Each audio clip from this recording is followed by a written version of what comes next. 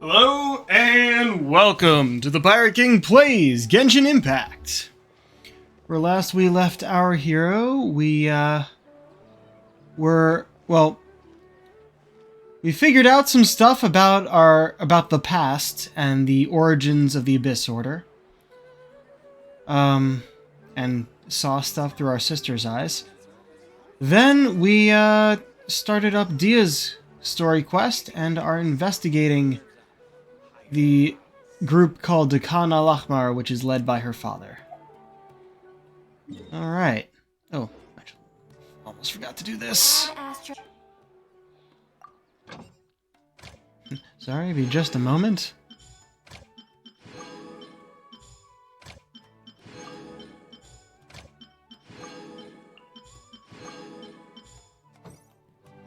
There we go.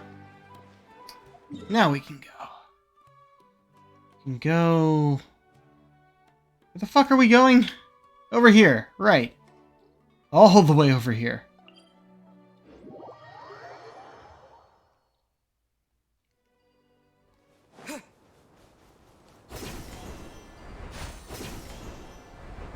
Alright, this is one of those locations where they gave us a bunch of easy ways to get across the desert. Seems like we're in luck. That should be their camp right up ahead. Let's go. We'll finally get to the bottom of this ourselves. I'm here to see Kusela. Tell him to get out here. Tia, why are you here? Why are we fighting right away?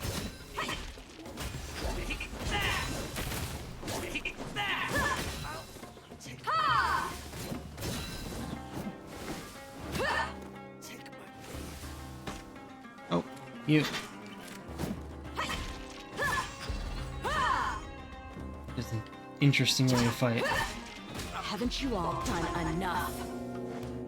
Oh, so are you also here to stop us? Stay out of it. It's got I don't know. What are you doing? We want to know your actual motivation. Why did we go directly into a fight?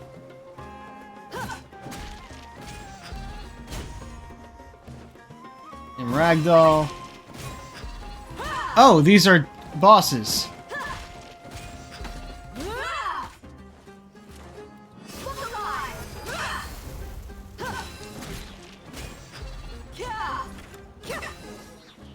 Boop. Back to the Traveler. Yeah, she fights weird. She's so strong. Enough fighting. We all know each other, and I don't want to take things too far. Just bring Kusela to me. There's no use hiding him anymore. Oh no. Did you understand a He's single dead, word isn't I he? just said? Or do I need to bash your skull in some more? All right, everyone, let's all just calm down for a second. Dia, the boss can't come out and see you anymore. He died a long time ago. What? Seems like you've been out of the loop for a while.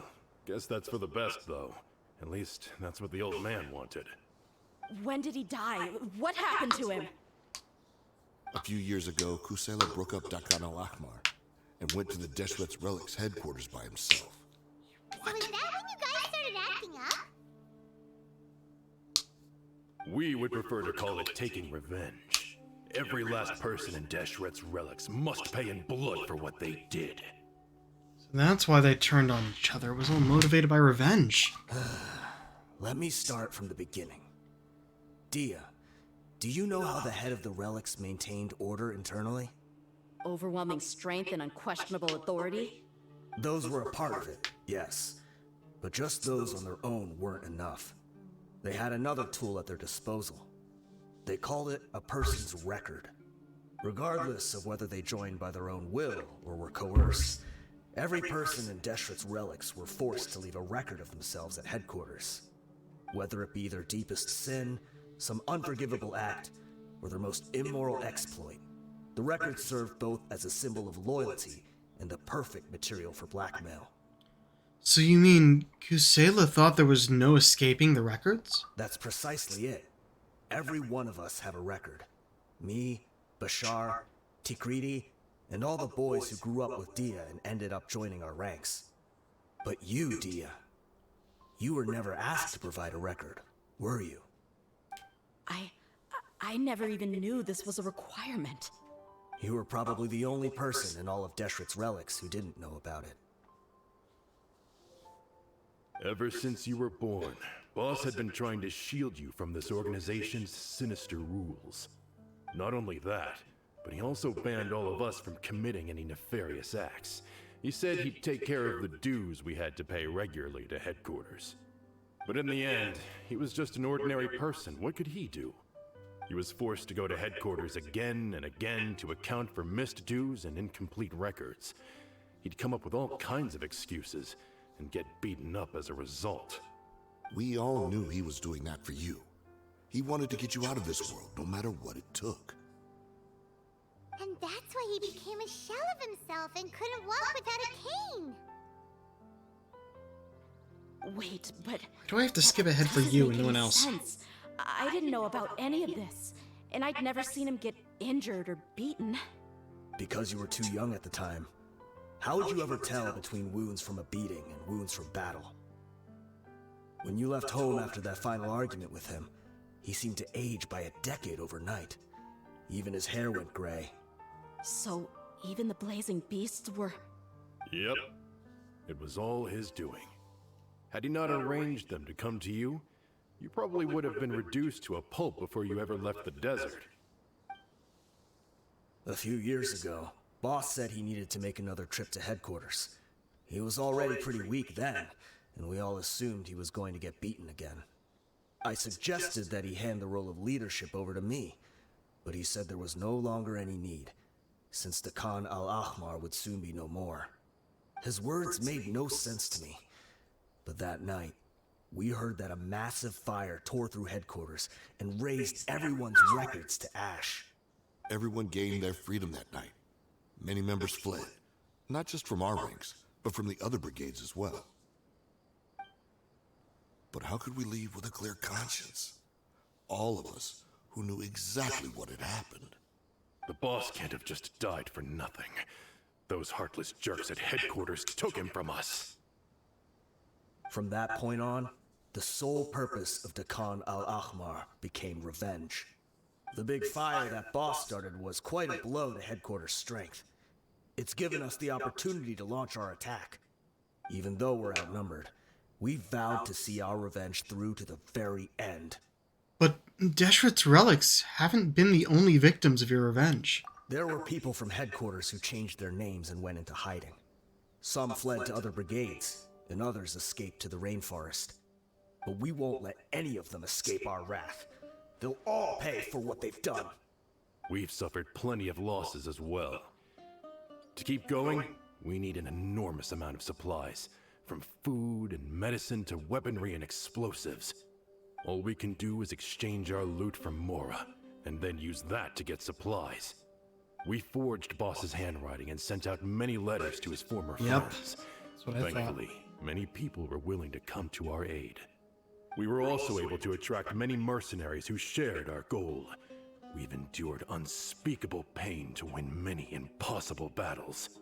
Deshret's relics have become weaker and weaker, and now we finally have an opportunity to directly strike their headquarters. Paimon doesn't know what to say anymore. Responding to violence with more violence will only cause more pain. Do you have any idea the amount of damage you've done? We do know right from wrong, but we were sinners from the very beginning. We do not deserve the freedom that the boss won for us with his life. Boss always loved his old-fashioned hero stories. Those tales about sacrificing yourself to save the world. We used to always laugh at him for it. But in the end, he really went and lived those stories out himself. As for me, I never considered myself a hero. We're all the lowest of the low. We have no right to even imagine such an existence. But maybe those hero stories he liked foreshadowed everything that was to come. The spirit of the hero touched all those he had saved, and more people joined his cause. Maybe we were all just acting along with the play in the beginning. But as we acted the parts and recited the lines, we were drawn in. And now, we want to see the story through to the end. I'm sorry, Dia. I know you always found us insufferable ever since you were young. Just think of this as a madman ranting. No, that was the other story that we just did, where we met go an with actual madman. Huh? Dia? You wanna go with them? Well, I yeah, grew maybe. up with these guys, and I know they're not bad people. It's just that some situations get so bad that it's difficult to tell good from evil. All I know is that Deshret's relics must be destroyed. Furthermore, I want to go see the place for myself. I want to know if my father is still there. I know you don't want to get involved in this, so there's no need for you to tag along. I can do this on my own. I'm on your side, dear. Nah, I made a promise to Dunyarzad to support you. Yeah. Paimon feels like we'd only regret it if we don't see this through to the end. Thank you. We'll be a lot stronger together with you. I bet Boss would lose his mind if he ever knew you'd join us at the very last moment like this. Considering all the losses and injuries we sustained, we can't afford to turn down someone as powerful as you. He can think whatever he wants. But the fact is, I owe him this much. Fascinating. Go to the hiding place of Deshret's relics.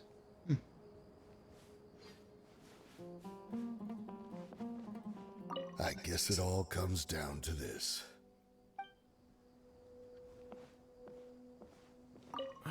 What a bummer. I just had to get injured now, right before the final fight. Yeah, y'all attacked us. Punch one of them for me, huh? That guy doesn't talk. Wrong button.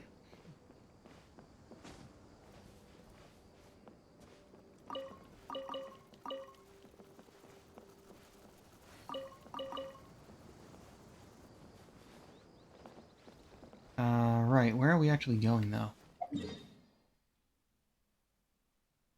Oh, yes, right before the final fight. Let's go across the entire desert from where we need to be.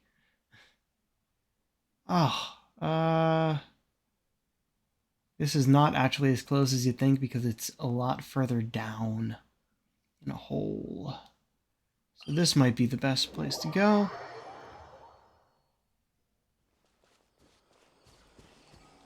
Because then we can do this. Well, I could just jump, but I saw this. I want to do that first.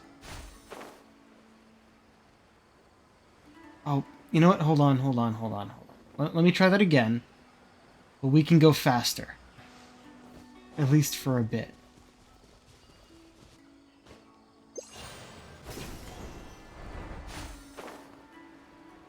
There we go. I used the fan that I got in Inazuma, the gliding speed item.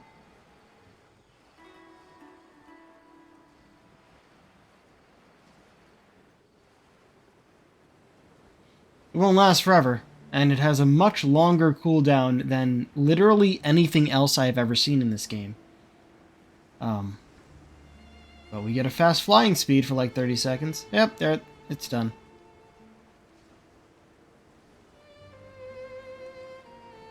Does it get foggy? I know there was a thing around. It wasn't this area, though.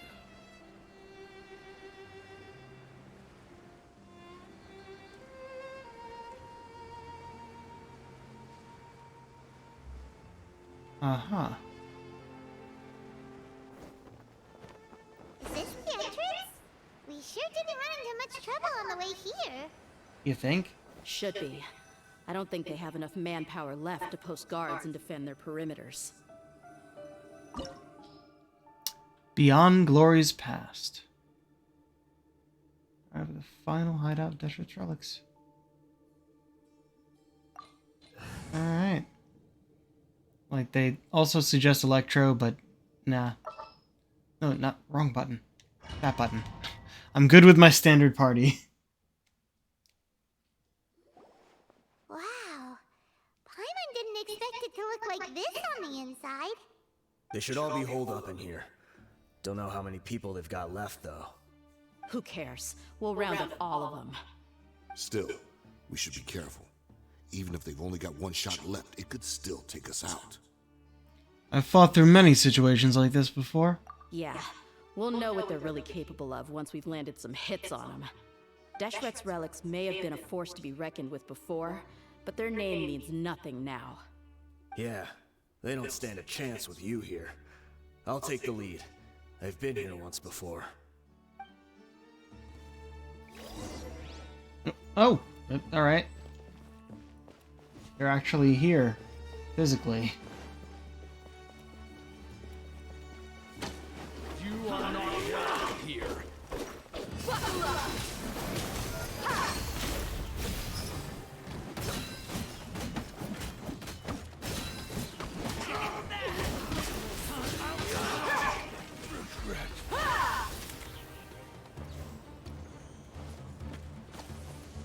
Oh, hi. I'll be back. Following orders. New punching.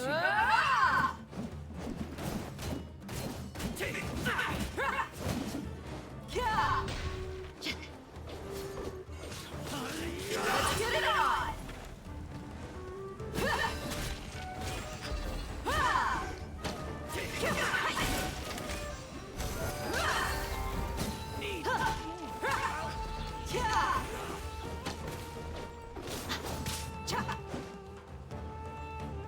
Oh, he's the last one.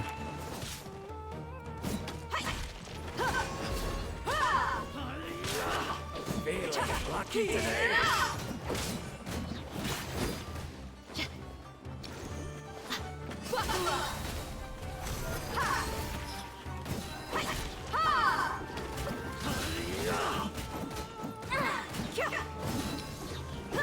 I'm getting sick.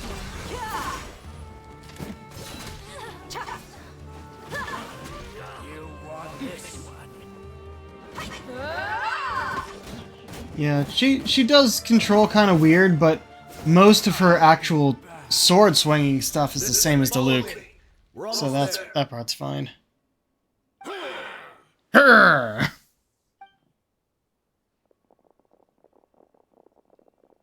Wait, they went charging ahead without checking for any traps. Hey, Oh. you guys okay? It seems like we just got trapped in here.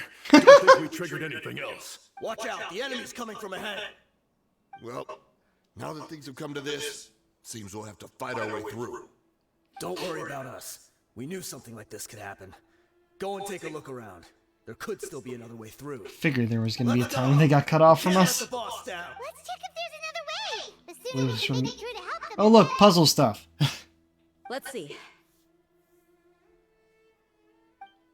I think I see a way through over there, but it's being blocked by something.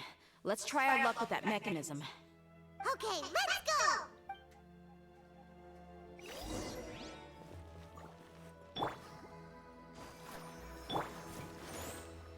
Okay. Now we look all around.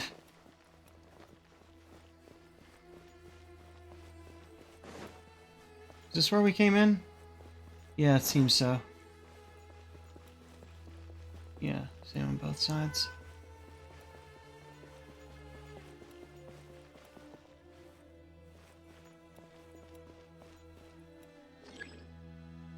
Just the height and color of light? Huh, that's a new one. Pretty simple though.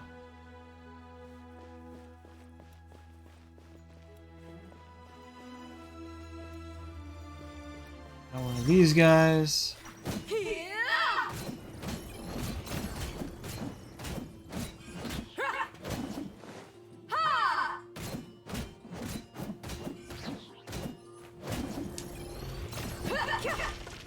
Yep, my Diluc is a lot stronger than her, I think. Can we... come on. How are you still alive?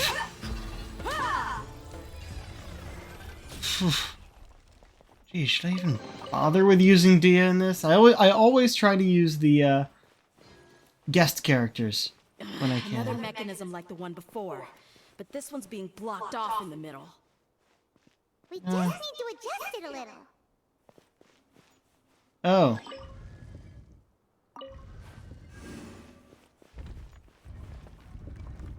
Oh. Okay. Lower. That one. And, oh. There's no purple? Huh.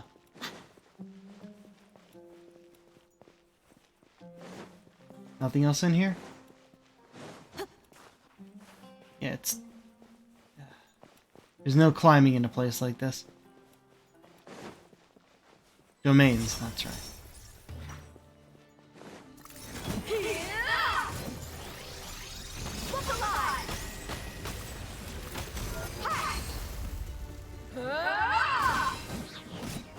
Actually, I have it. Let's use it. We start getting all punchy. Okay, that's cool. Maybe I should have saved it for a lot of enemies, but... And let the show begin.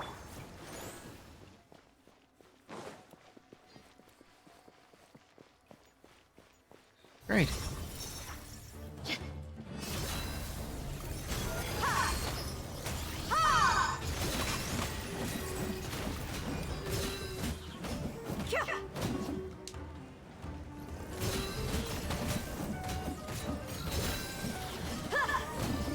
Get me out. Yep. Let me move.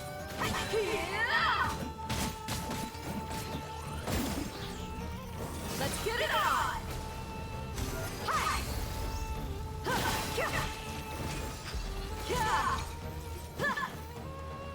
That's why they suggested Electro, because you can do interesting things with Electro with these guys. Shit.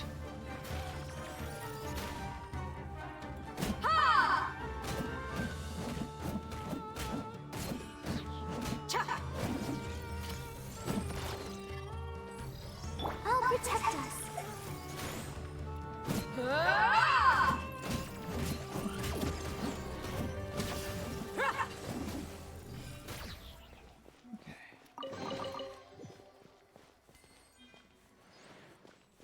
Alright, forward we go. Oh, great. Okay. You're good. Need to be raised.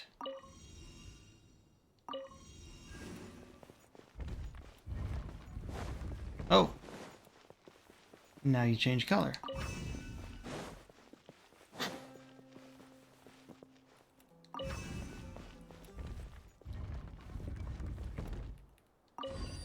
Interesting color choices for these. Purple and yellow are not ones we often see. Oh, shit.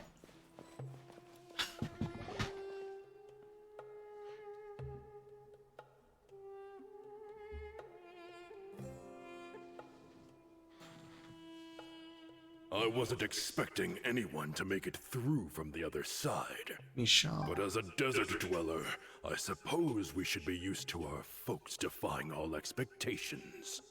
Don't waste your breath. You have nowhere to run. Run. Had I wanted to run, I would have fled 1,000 times already. I witnessed the golden age of Deshret's relics. Even if I could leave this place behind, all that awaits me now are endless days of humiliation and ruin. Even now, my brothers and I still believe in one thing. The greatest should never live to remember their fall. So you want to go out in a blaze of glory. Let us draw our weapons! We will show Jeez. them the true power King Deshret bestowed upon his followers. They are but two, while we hold within ourselves the entirety of the relic's glory. Wave 1, charge! Eliminate them!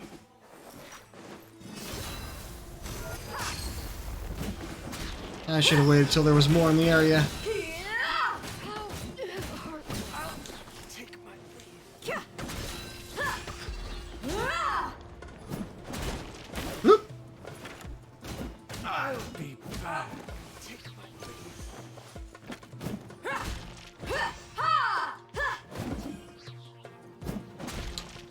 Oh, there's a bar at the top. It fills up whenever we take someone out. Don't think that you've won. We're just getting started. Why not? I'll use this now.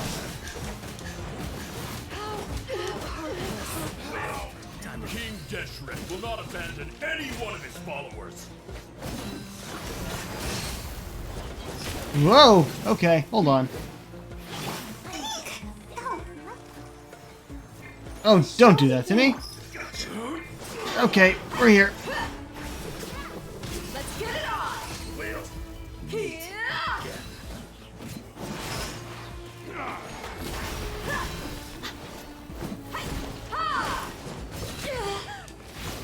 Shit.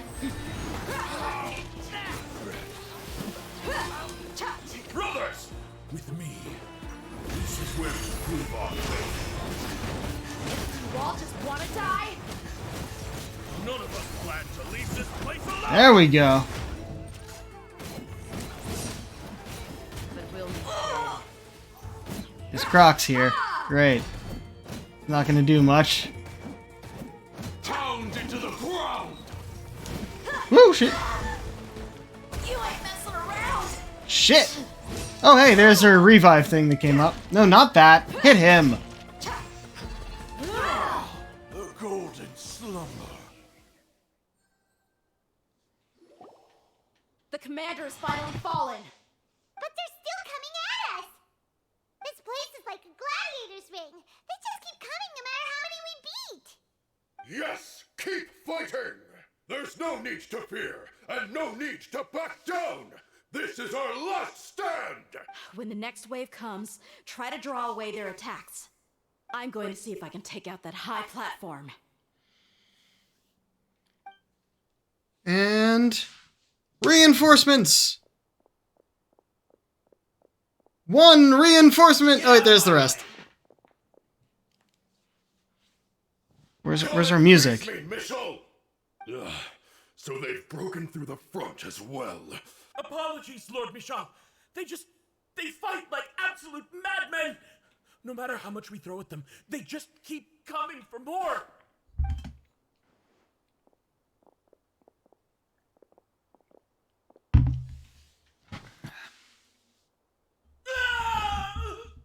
Wow, that was badly done. So, it would seem like this is the end. Time to pay for everything you've done, Mitchell. You think I would give you that opportunity? I will be buried in the sand alongside all the rest of our fading glory. Are you gonna bury this place? We saw that happen before. Not the first time. Hey, wait! Hey, someone with a crossbow, shoot that guy!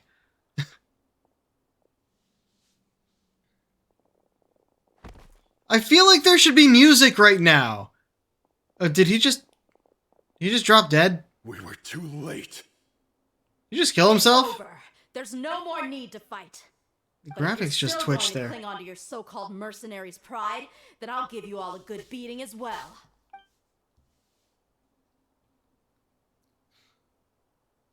Okay, so they're looking defeated, Here, I found the but mechanism. I'll get you all back up here right away. I feel like she should have, like, one guy should have gone, yeah, no, we're good. Go on. We're done. We're done here. I'll protect us. Alright. There's a lot of area around here, but I guess the only thing we really need is right in front of us. Huh.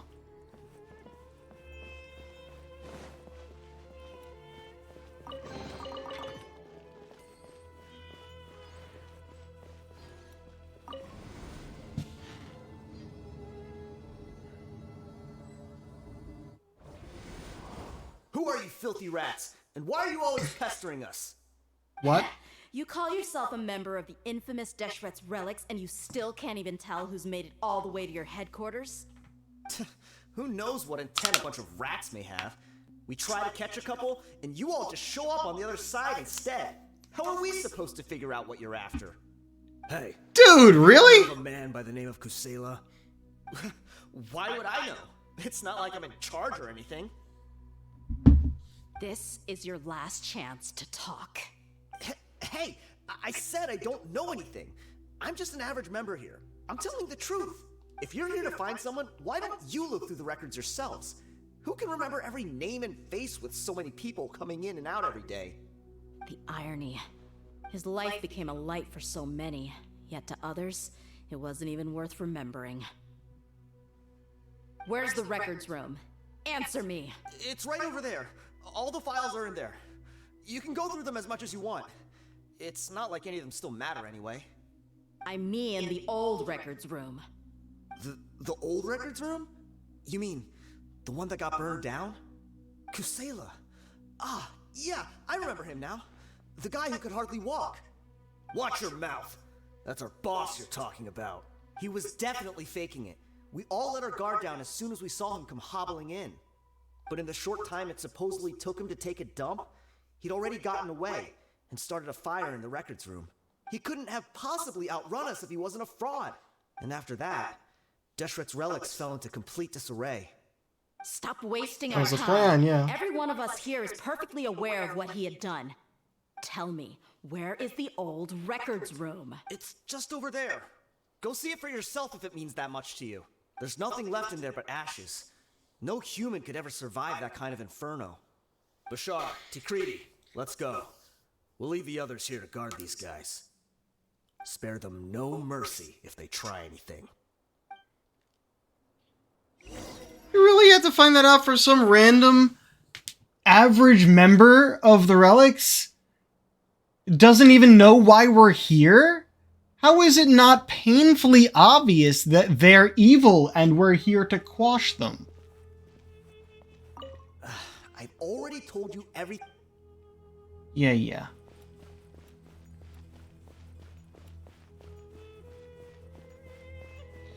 It's the... Okay, there is another door on the other side that's just closed. But it's the only thing here. Did not... Oh. Alright, that's where we need to go. What's over here?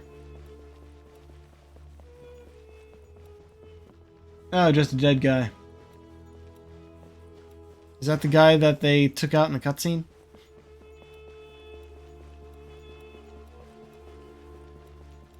You're right. Excuse me.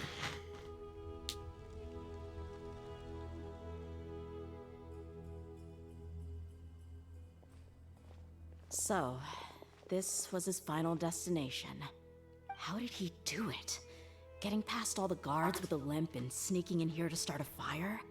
If he was nimble enough to do that, then he must have been able to get out of here after starting the fire, right? Tia.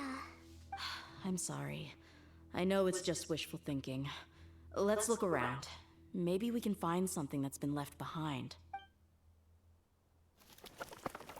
Everyone searches around the room.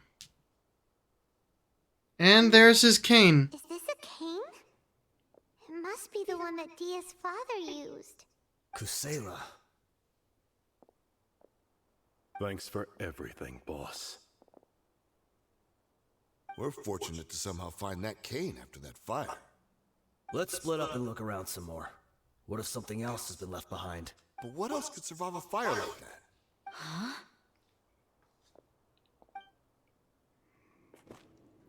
Ooh, full cutscene.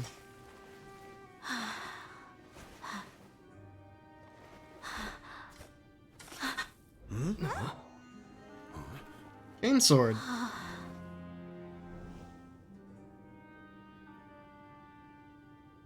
Thought so. Wait! Isn't that the toy sword you played with as a child?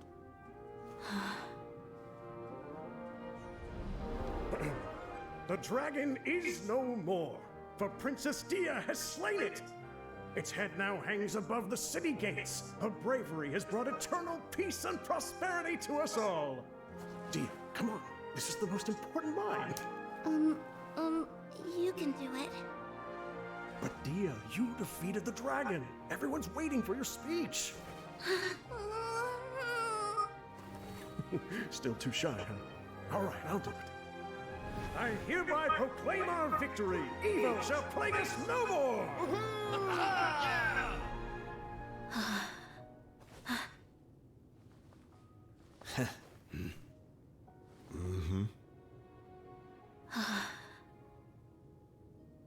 I hereby proclaim our victory.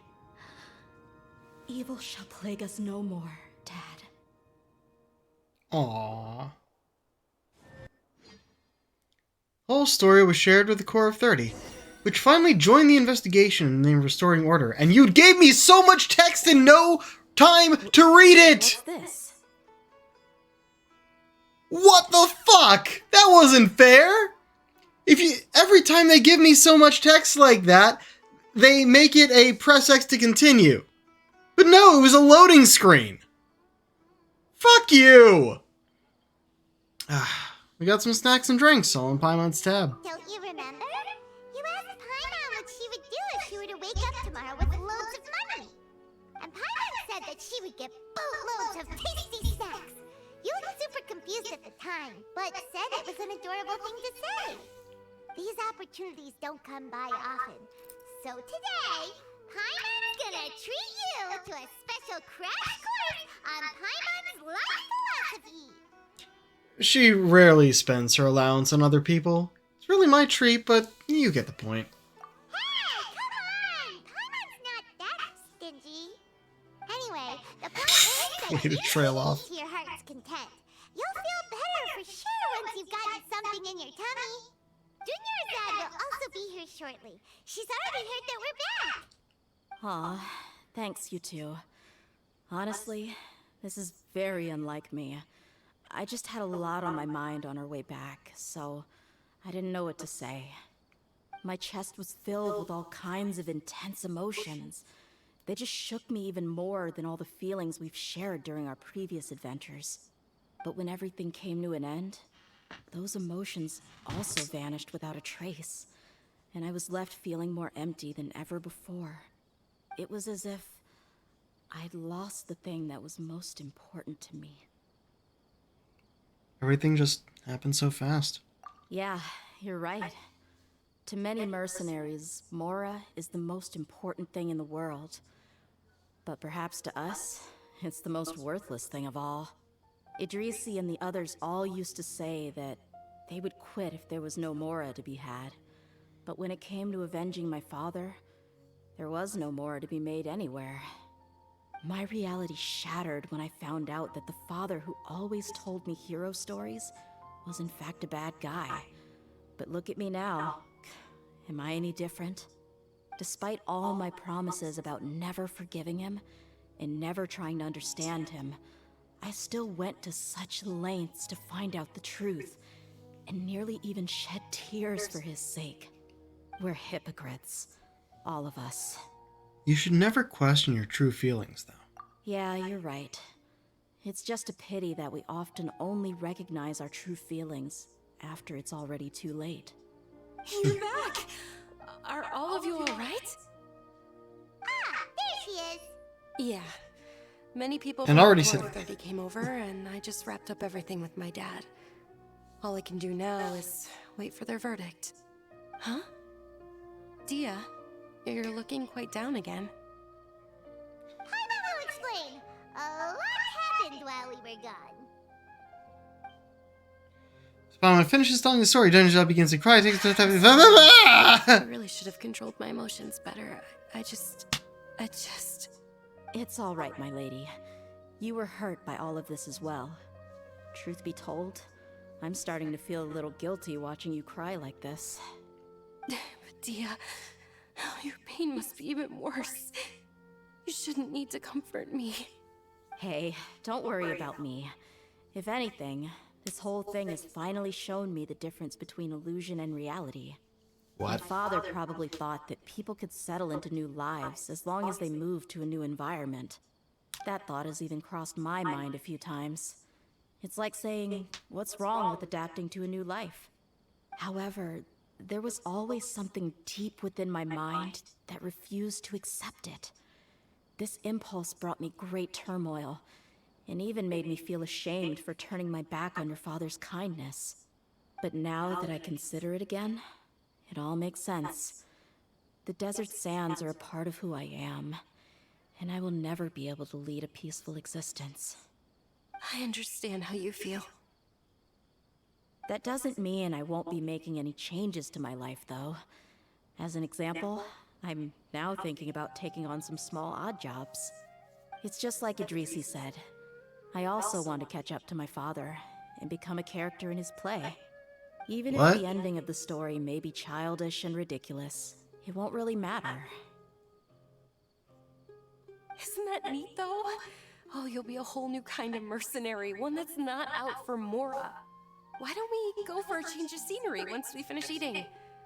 What about stopping by the Grand Bazaar again? Right. You said you wanted to get a rug for your family. We'll come along too. It's always more fun when everyone's together. I can't thank you enough for taking care of me this entire time.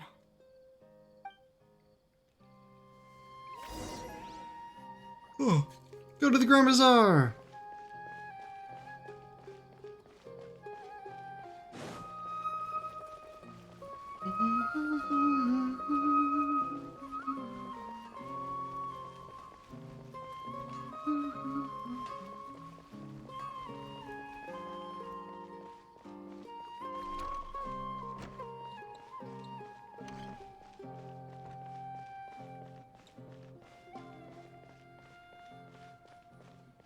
Over to the rugs.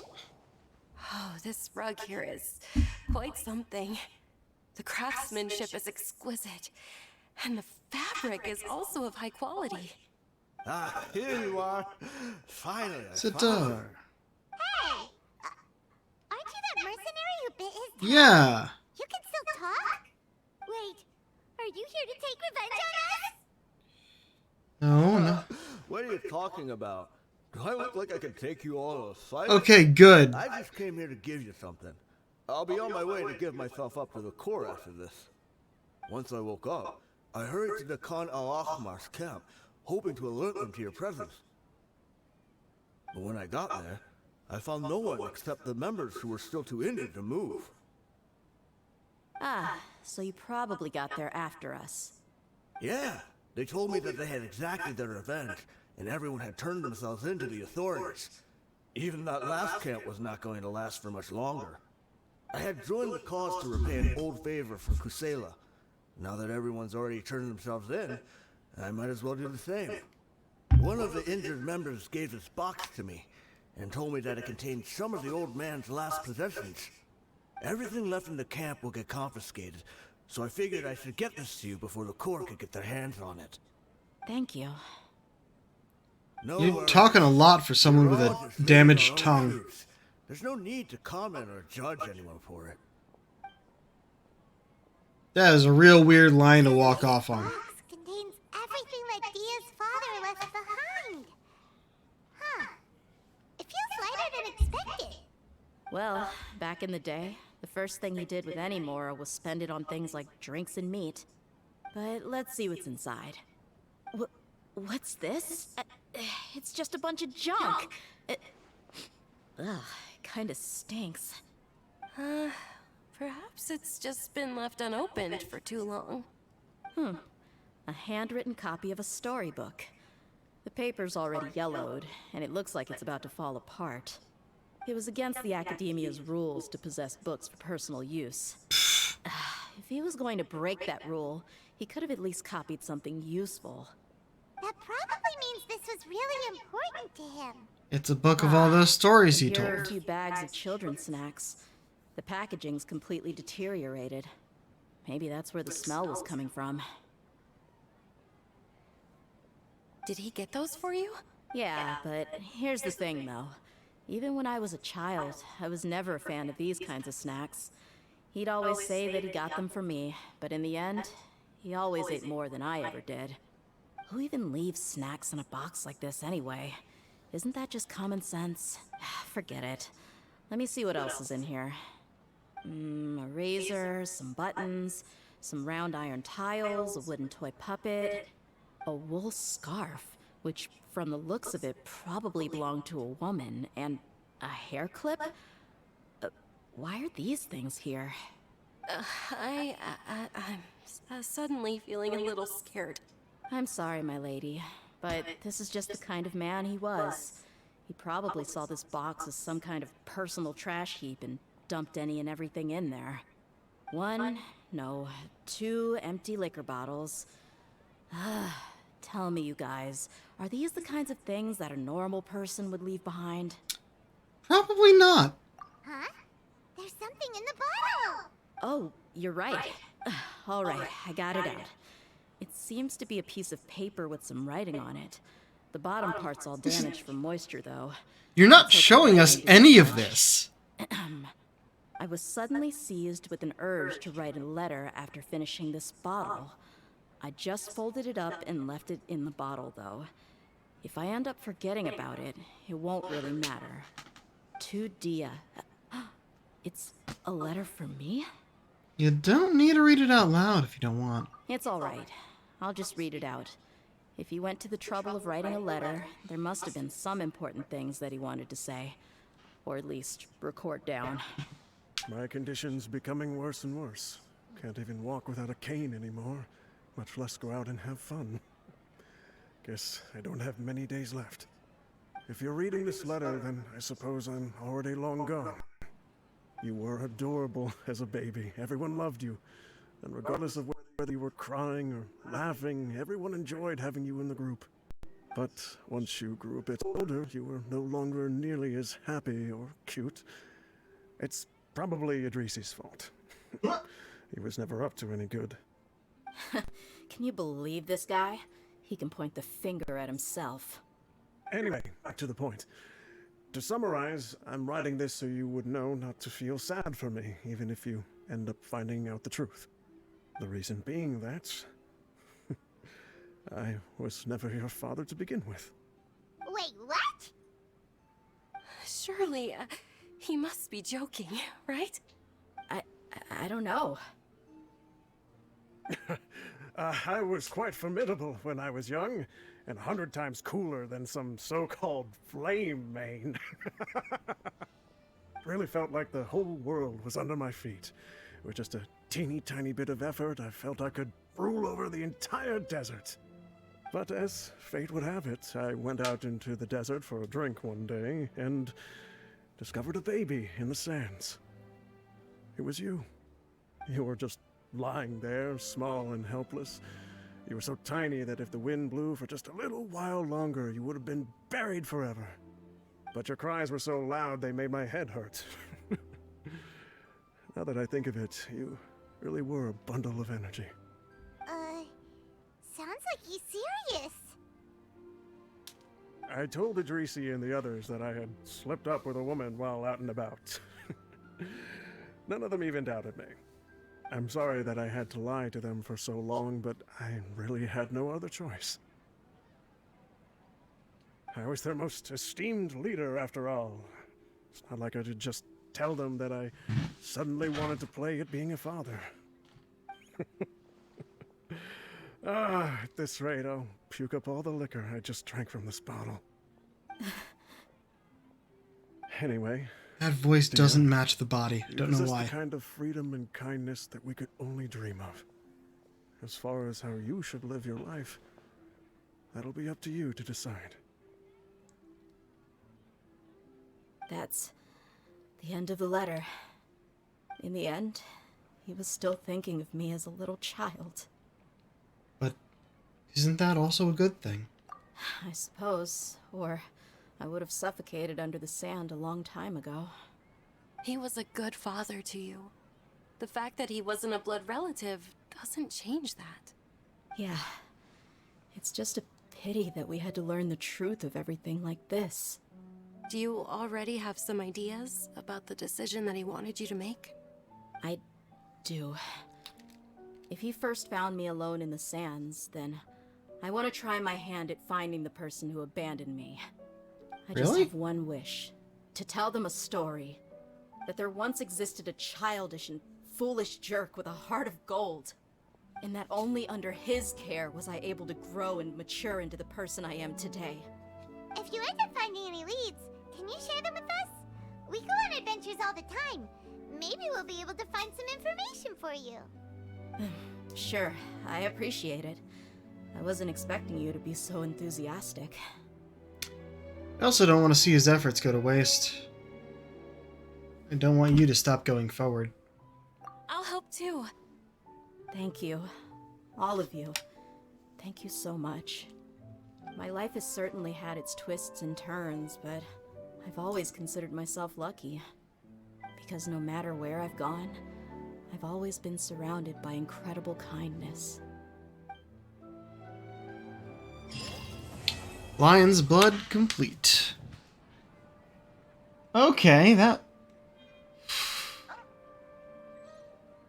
one hell of a thing to find out right at the end. Oh, guess what? He's not actually your dad. He raised you, but he's not actually your dad. The fuck? Alright, well. That is it for that story quest. The next thing on the docket is Faruzan's,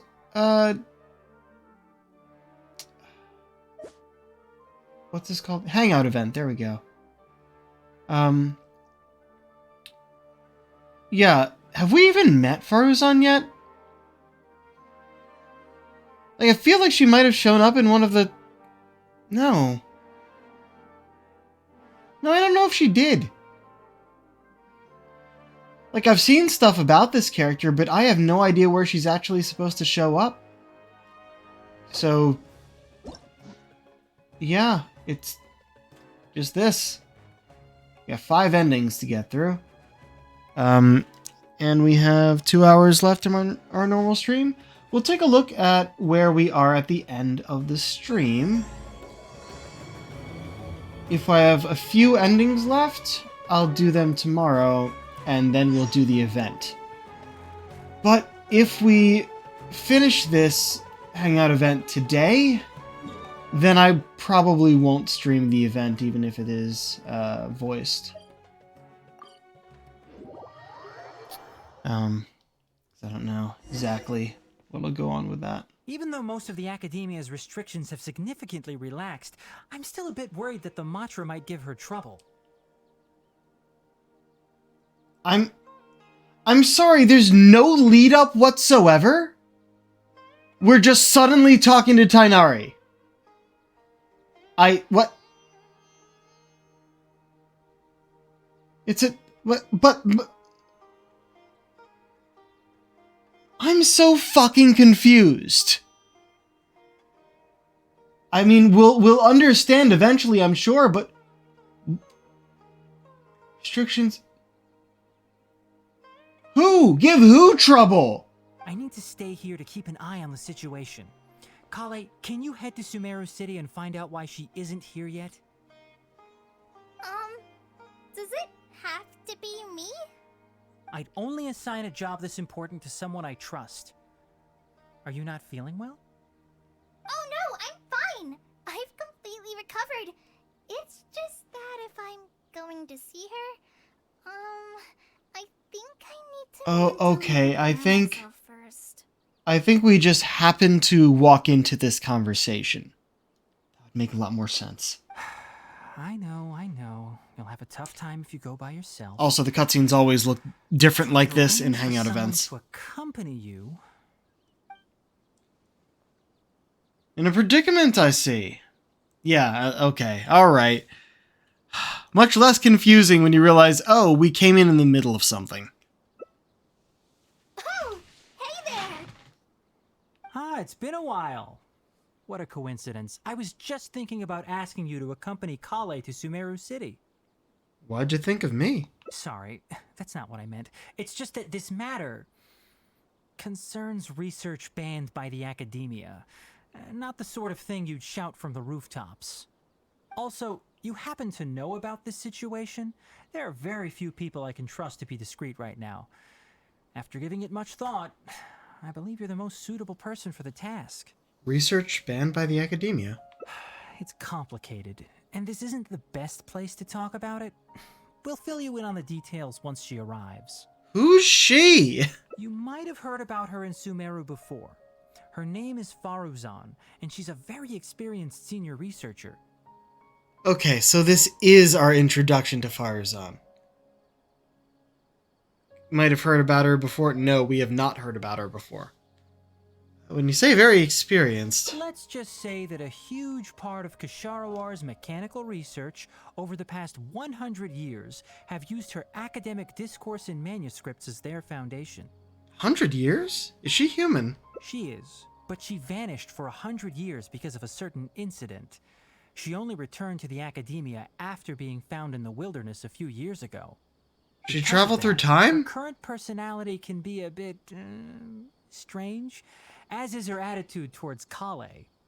I'm getting a headache just thinking about it. What? She doesn't have bad intentions, so you don't have to be scared. I'll try. Do we really have to invite her here? Yes, Kasharawar and Spontamod researchers are often quite prejudiced, so I can't trust them with this matter.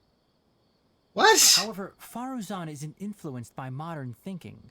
In our previous correspondence through letters, she indicated that she'd be willing to help. It's already past our arranged meeting time, but she still hasn't shown up. Did she get caught by the academia? I don't think so. With her personality, it's more likely that she got wrapped up in some sort of trouble. Anyway, can you go with Kale to the academia and check on Faruzan for me? Sure thing. Thank goodness. I was so anxious. I'm counting on you too. Kale, don't push yourself too hard. Just go there and see what's going on. Our task is important, but not that urgent. If Faruzan really is in some trouble, come back and tell me about it. We can always reschedule our meeting. After all, if she's distracted by other things, it'll affect her ability to help us. All right, let's go. Okay. I'm sorry I was so confused starting that off. It really did catch me off guard. But it's, oh hey, you're catching them in the middle of a conversation. I'm glad that got explained. Oh, yes, and one more thing. You might find her difficult to get along with at first. However, if you address her as Madam, she'll become much easier to talk to. Oh no. But yeah, this is the first run through, so actually if I go here... Oh, it's not showing us anything yet, which means we haven't reached any splits. Right.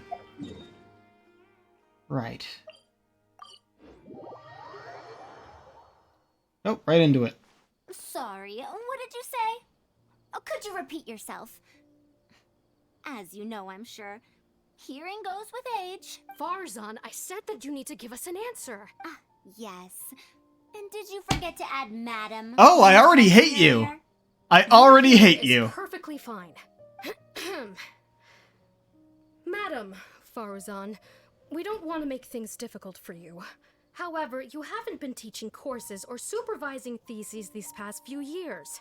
Isn't this rather problematic as an advisor? Never mind the students, even other advisors are starting to complain. And who, if I may ask, complained? If they have any issue with me, tell them to talk to me themselves rather than waste any of your time. You don't have to tell me anything. I very well know that it's those people from Haravatat. How I wish they'd put their time into doing proper research instead. But, Madam Farzan, it has been a long while since you last made any practical academic contribution yourself. Academic contribution cannot simply be divided between the tangible and the intangible. The issue here, I believe, is that the reviewer doesn't understand the very nature of knowledge itself. What the fuck kind of argument is that? A metric like this to evaluate a mentor? Which sage set this rule anyway? I should... Wait! Madam Farzan, please let me finish. That's her, all right. But the person with her doesn't look like a Matra. She looks so young. Shh! She hates it when people call her young. Her body apparently stopped aging during the year she was gone. So that's why she looks the same as she did 100 years ago. So she disappeared for 100 years? Okay, I think I'm ready for this. Let's go. Anyway, Akara Crafts and the leader of Kasharawar would like to invite you to collaborate on this project. They're wondering if you'd be interested. Madam... Ah, Kale. Kale. Why are you here at the academia? I'm much better, Madam Fucking Farazan. hell. It's all thanks to the Traveler and the Dendro Archon. Have you been sleeping well? You seem to be developing some eye bags. No, fuck you. Because I'm a slow learner. It's not Master's fault. Yeah, I'm gonna start skipping ahead like Be that when it hardworking, annoys but me you too need to much. Take care of your health. I'll have to give Tainari a... There's really no need. Ah, and is the person beside you the legendary Traveler? Oh, it only gives me one choice. So it's my first run through a hangout event, which means I always pick the first option.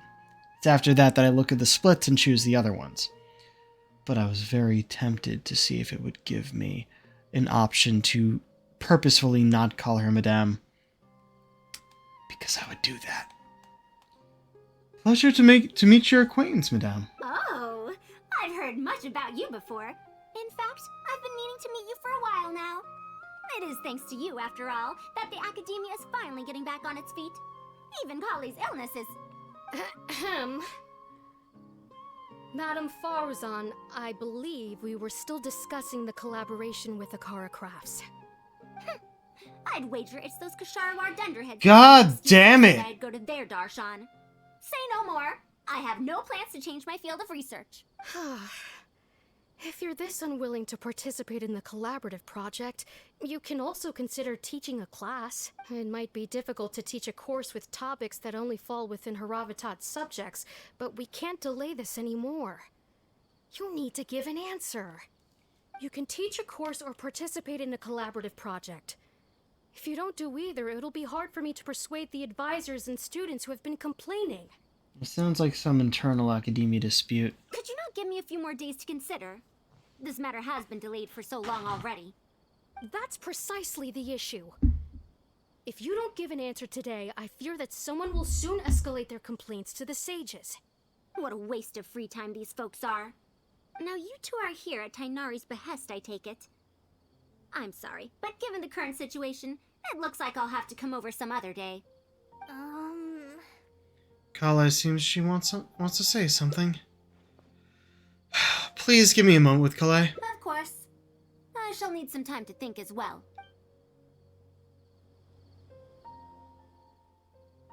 Good lord. No, she seems so busy. Master said there's no rush, but I know that he's been busy working on something at Pardees DI, so he hasn't returned to Gandharville for several days now. I feel for Madame Farazan, but I still want to ask her to come with us. But if I get her in trouble with the Academia, then she won't have the time to help Master. What should I do? Oh, this is such a headache. And here's our first split. Let's help her resolve her current problem first. Yeah, that would be the best for them both. I'll check with Master later and see if there's anything I can help him with. But I'm sure he'll say, the best thing you can do now is study hard, so I don't have to give you remedial lessons. I can stay and help Farazan. Huh? Oh yeah! This way she can get her problem sorted out quickly, and then she can go see Master. So if I also stay and help... that still sounds kinda scary. You don't have to force yourself. Okay then. I'm counting on you.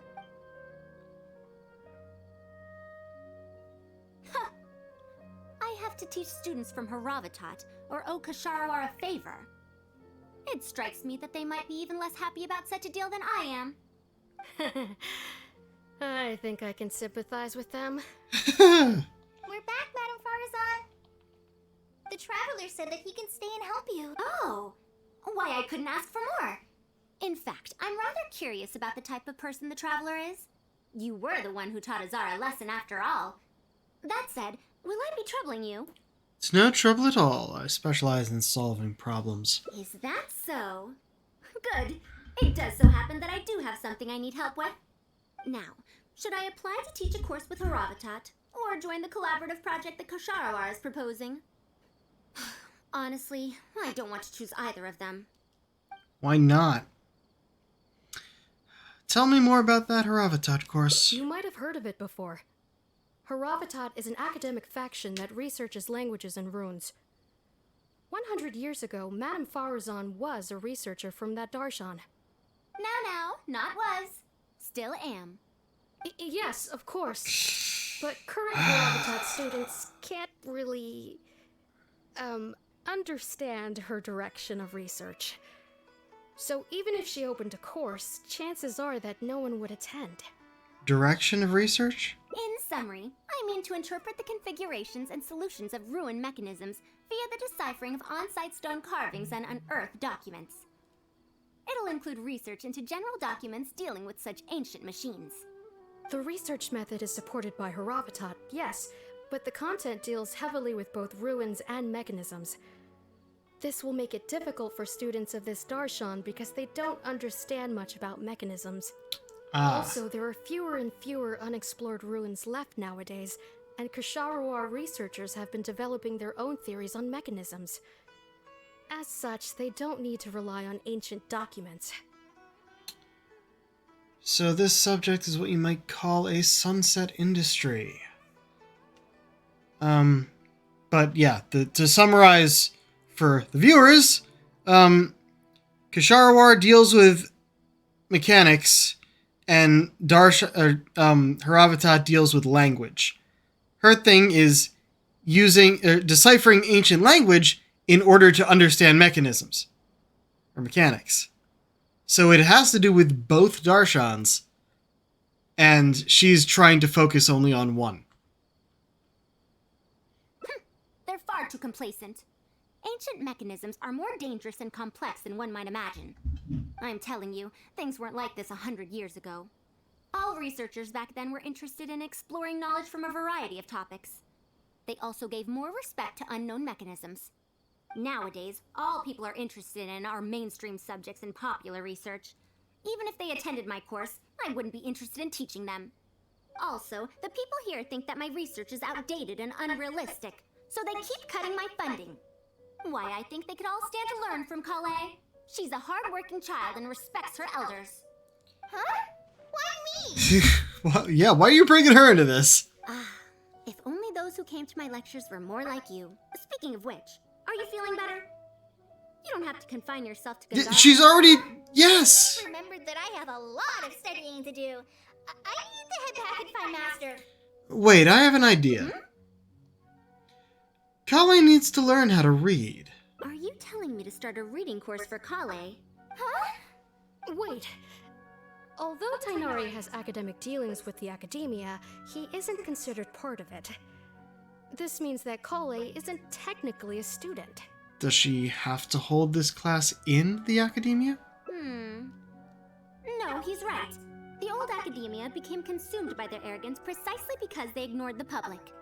There must surely be many people like Kale and Sumeru who are passionate about learning, but cannot study due to various reasons. The old academia paid no heed to them. But if I start a reading course for Kale as a pilot, perhaps this shall come to benefit many more people in the future. I'll need to go back and ask if this is in accordance with regulations. Oh, save yourself the extra trouble. I'll come with you. If there's any arguments to be had, we shall sweep them aside together. Traveler, Kale, Oh dear. do wait for us a little while outside the academia. I'll be back in just a moment. Wait! Let's catch up with her. Something tells me whenever she says she'll be back in a moment, that'll never happen. Okay. I can't believe she rushed right in after we arrived. She's really headstrong. Oh, how did things turn out like this? Did I end up giving her a bad idea? No, not really.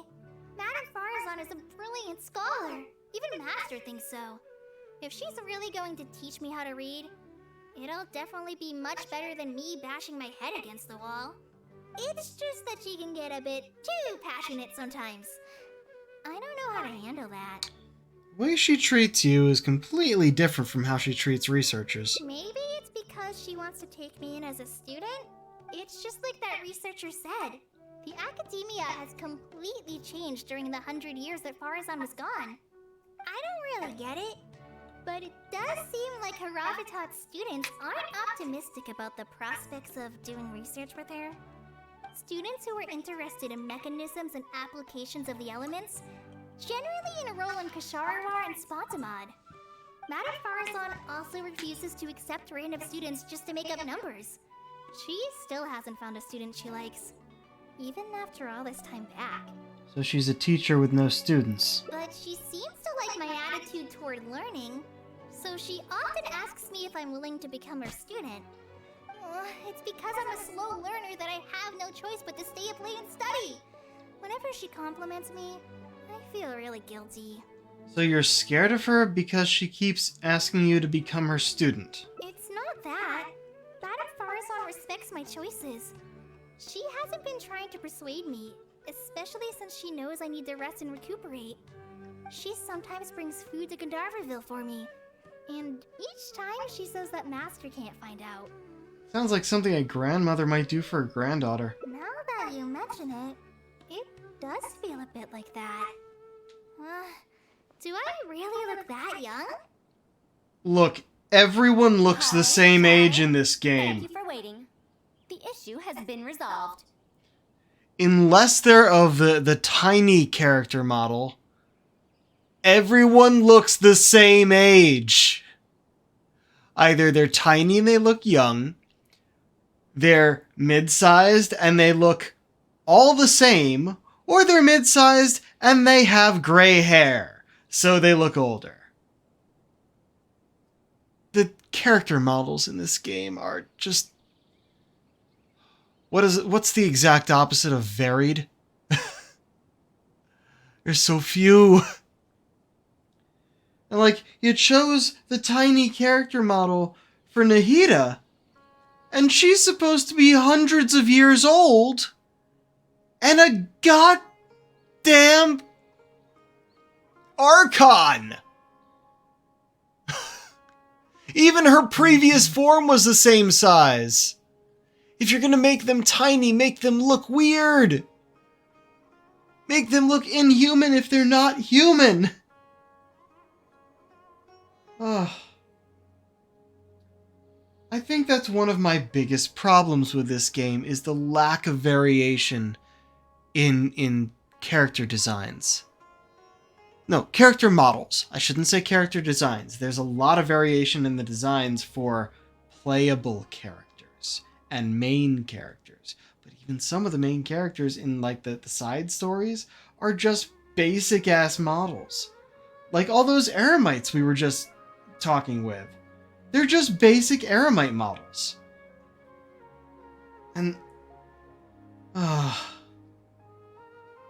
this game has so many issues like that. But it still has good gameplay, and the stories are very often, not always, but very often, really well written. Which is why I keep playing. However, sometimes they're not. And it seems to be a common thing also with these hangout events, because the hangout events have a very specific style that they often tell meh stories. This one's starting pretty meh. That was fast. I argued with the higher-ups and convinced them of the practicality and necessity of educating the general public. If I'm not mistaken, See, that's they're actually a the good students thing. of my classmates' students. They're a lot less forceful than their predecessors, though. I'd say they caved rather quickly. Amazing. Were they convinced, or were they coerced? It's just that we need to fill in every single page of the application. It's been a century, but the academia is as picky as ever. Let's see now. What do we need to fill in? Course name, learning objectives, teaching methods, course materials. I suppose we can fill in the course name last. Our learning objective is to teach people to read, right? That's a bit too general, I'd say. After all, this class's target audience isn't toddlers or children, but rather people who already know the basics of reading. As such, we'll need a more specific learning objective. How about proficiency in reading and writing. That's true. If we use children's teaching materials, we'll only end up wasting a lot of time on things that students would already know. And you have your job as a forest ranger, Kale. People who attend this course in the future are also likely to have life commitments. We need more effective teaching methods. So, other than teaching materials for children, what other learning methods does Kale use? Master always tells me that practice is the best way to learn. That's why I often ask him to help me find simple books to read. It must have been difficult to get books in Sumeru in recent years, no?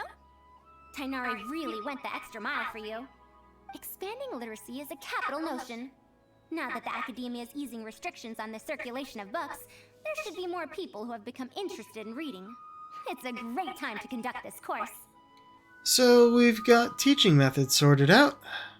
We choose the course materials then. So that's next on the list. I fear that I'm at a loss as to which books youngsters like nowadays. Would The Legend of Antara be too old of a story? If even a centenarian like you finds that tale old, how old is that story exactly? Fair. Kale, what have you been reading lately? Me? I've been reading light novels from Inazuma. I heard that ever since we were allowed to sell books in Sumeru again, some people set up stalls at Treasure Street to sell light novels. I've been meaning to go there and check it out. Light novels? This is my first time hearing about such a thing, but I doubt I will procure suitable teaching materials from the House of Dana. Treasure Street it is. Wait for us then, Farazan! You wouldn't think someone as fast as her is over 100. Let's pick up the pace and catch up to her! Are we supposed to... Like, where is it actually directing me, though? Right here, I guess. What a long and mildly ungrammatical title. And why is the cover so colorful? Is this your first time seeing a light novel, ma'am? Oh, they're the most popular books nowadays. Would you like me to recommend something? Fine. One shouldn't judge a book by its cover after all. Maybe browse through the books here. Of course. Why don't you try this one? It's Outlander Brigade, When the Wind of Death Blew Towards the Blonde Samurai. Oh no! Oh no! I heard that this book's author describes action in vivid detail. Now I've only skimmed through a few pages, but it feels like it's all fight scenes. There are only subjects and predicates, and the syntax is a tad simple. Subjects? Predicates? The protagonist just ends up fighting in every scene with no proper build-up. Will anyone even enjoy a story that's only comprised of fights? There might be people out there who will. Also, I laugh because that story is based on The Traveler. How about... the good thing about being reincarnated as a hilly churl is that I only need to eat Sunsetias to become stronger. Reincarnation isekai story? Those are pretty popular right Fuck it, now. they actually called it an isekai, alright. What in the world is that? Also, why does it become stronger by eating Sunsetias? Those are what we call tropes. Tropes?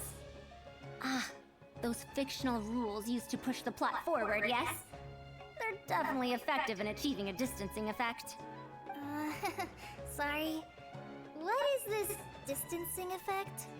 However, this book doesn't explain how reincarnation correlates to becoming stronger. Such an illogical rule will affect the coherence of the story. Will readers really accept this? Might be people out there who will. How about this? I had to fight tooth and Don't nail tell me to that the get first option here is, like... Oh! That's the latest volume of Oniburo! Now that's a rather normal title length. Oh, Kale, do you like this series? Yes, but I don't like it that much. She clearly recognized it as the latest volume with a single glance. She embarrassed to admit she likes books like that. Madam, are you going to use this series as teaching material? Let me see. The dialogue flows quite well, but there are too many phrases here that I don't recognize. Third eye of perception, illusory mirror, and so on. Are these terms that are tied to tropes? I also thought those names were strange when I was reading them. Hold on. Oh, I've done commissions with the author of this series. He just keeps adding new abilities to the main character in order to move the plot forward. He was able to say those phrases in such a serious tone. I guess that's a language researcher from Ravatot for It's you. impossible to derive the meaning of these phrases in isolation. Also, their morphological properties are quite pedestrian, really. Or did the protagonist purposely create these strange names to disorient their foes? I think it's because such names are cool. So there's no deeper purpose. No. It's quite hard to understand stories written these days. You're right. Look. It's such a weird book. But you keep wanting to read the next page. You don't need deeper meaning to have a good book. Fucking hell. If you haven't guessed already, I always fucking hated that part of English class. I even dropped out of a course in college that was just that part of English class. And then found out later it was necessary for my degree for some fucking stupid reason. So I made up for it with 2 other courses during winter term, which were each of them much better courses, so I really didn't mind. Even the most popular book in Sumeru back then had greater depth than anything written today. Most popular book back then? Yes. A Bahumano researcher wrote it while researching folk legends. The plot had many twists. The world building was fantastic, and even the writing could withstand scrutiny. When it was still being published, many people in the academia were reading it. Even the sages back then all described the story as a timeless classic. The series must have concluded after so many years, right? Perhaps it's even more popular now. Is there a book like that in Sumeru? I've never heard of such a thing before. What's the title? It's called Tales of Shariar. Do you sell it here? Tales of Shariar? I don't think I've heard of that before. When was it published? About 100 years ago. 100 years ago? Are you pulling my leg? What sort of book can remain popular for 100 years? The Legend of Antara is popular to this very day, isn't it? I just heard someone telling it a few days ago in a cafe. If an old story like that is still being shared, then Tales of Shariar must be even more popular. Even if that is the case, I really don't carry that book here in my store. What? Is that because I can't believe they've allowed the people of Sumeru to become so uncivilized? Tales of Shariar. Oh, wait. I think I heard an antique seller on the other end of Treasure Street mention that name before. I mean, it is a book from 100 years ago. Why don't you try asking for it there? Tales of Shariar is considered an antique now?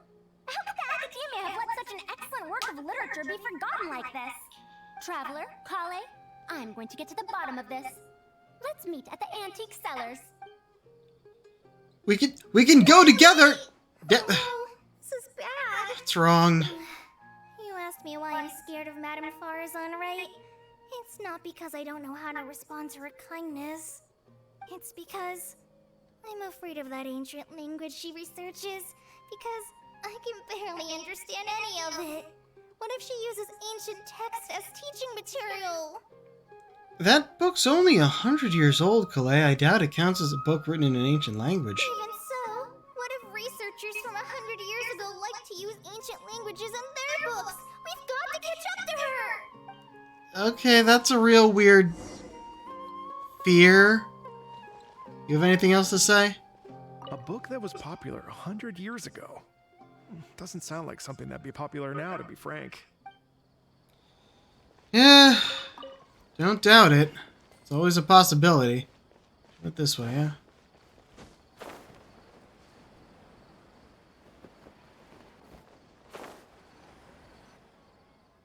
Found it!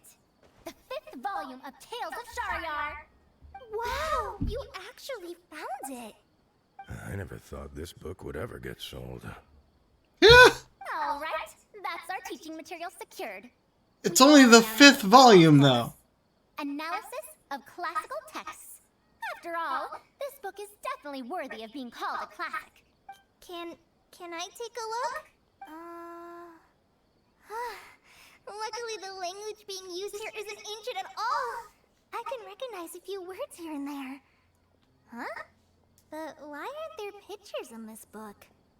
As long as the writing is good, readers won't need any illustrations to imagine the scenes. Worry not, I shall thoroughly explain the difficult sections. You'll like this book, I know it. After all this time, I wonder if Aaliyah and Aziz ended up together. And who obtained the Desert Gem in the end? Sir, do you have the subsequent volumes of this series? I don't think so. Is that so? And here I thought I could finally read the ending. Never mind, I'll keep searching for the later volumes myself.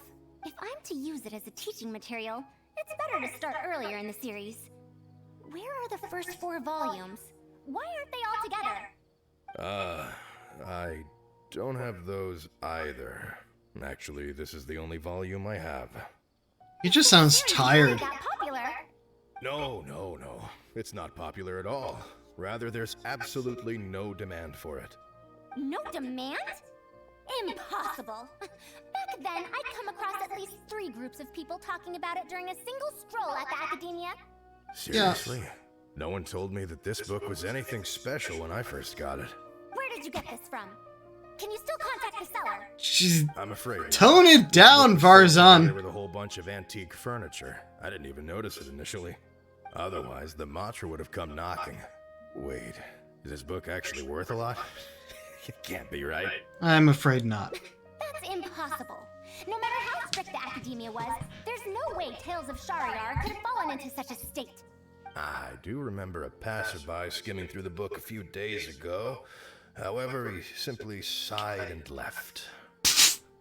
He sighed? Why would he? I'm sorry. Yeah. Traveler, Kale, please. Quickly flips through the book. Why is there another misunderstanding between Aaliyah and Aziz? Also, why is there no mention of the Desert Gem at all?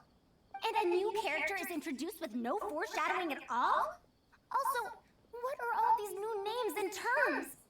Is this really the Tales of Shariar I know? Well, that passerby reacted in much the same way. Who was the passerby in any case? Madar from the cafe over there. You know, the fellow who spends all day telling the legend of Antara. Since that's also a very old story, maybe he knows a thing or two about that, Tales of, whatever it's called.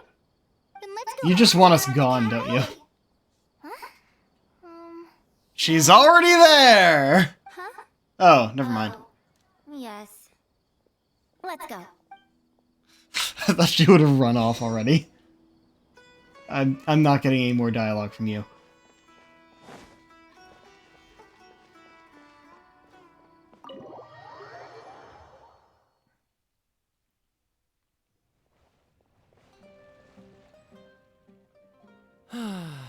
Another day, another empty room. You have commissions with this guy once in a while. Yes. Our Well, we actually came to ask about something else. I see. Sorry. It's fine. I'm used Farazan, to say something. So, how can this terribly unpopular storyteller help you? Do you know about Tales of Shariar? Huh? Tales of Shariar? Why, I can barely remember the last time anyone talked about it. My master always talked about how incredibly popular that book used to be. However, I tried reciting a few chapters of it at the cafe, and I found that it's even less popular than the Legend of Antara. Your master? Yes, the one who taught me how to be a storyteller. He said that Tales of Shariar was written by his master's master's master. He also said that this great-great-grandmaster was an academia researcher, and that even the sages liked the series. He wrote 4 volumes back then, and the reviews just got better and better. You couldn't find a single person in Sumeru who hadn't read his books. And then? What happened next? Why doesn't anyone know about Tales of Shariar now? Oh, it's hard to tell when it comes to trends. One day everyone likes stories like that, and the next day their tastes change completely. Instead of writing a proper ending, this great-great-grandmaster kept trying to extend the story. To tap into popular trends, he added a lot of tropes. Then, starting from the 5th volume, the reviews started to go downhill. How could that be? Then what happened to Tales of Shariar in the end? In the end, there's no ending. The great-great-grandmaster tried to write a few more volumes, following whatever trends were popular at the time, but the trends kept changing right as he published his books. He got so infuriated that he stopped writing altogether and focused on his research instead. What? So there's no ending? The readers didn't care? By that time, only a very small number of people were reading Tales of Shariar.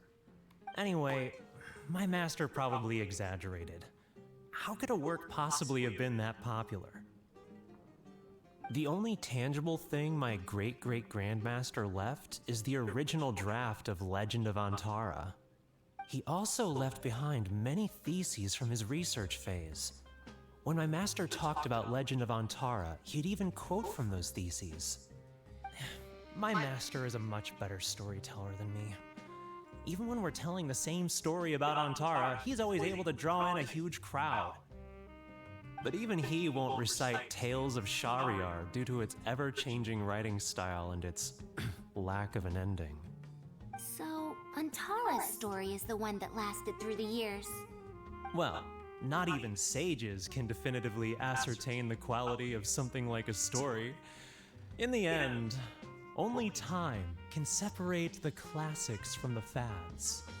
Only time? Madame Farazan? It's been 100 years. Perhaps some things I once believed to be great aren't so after all.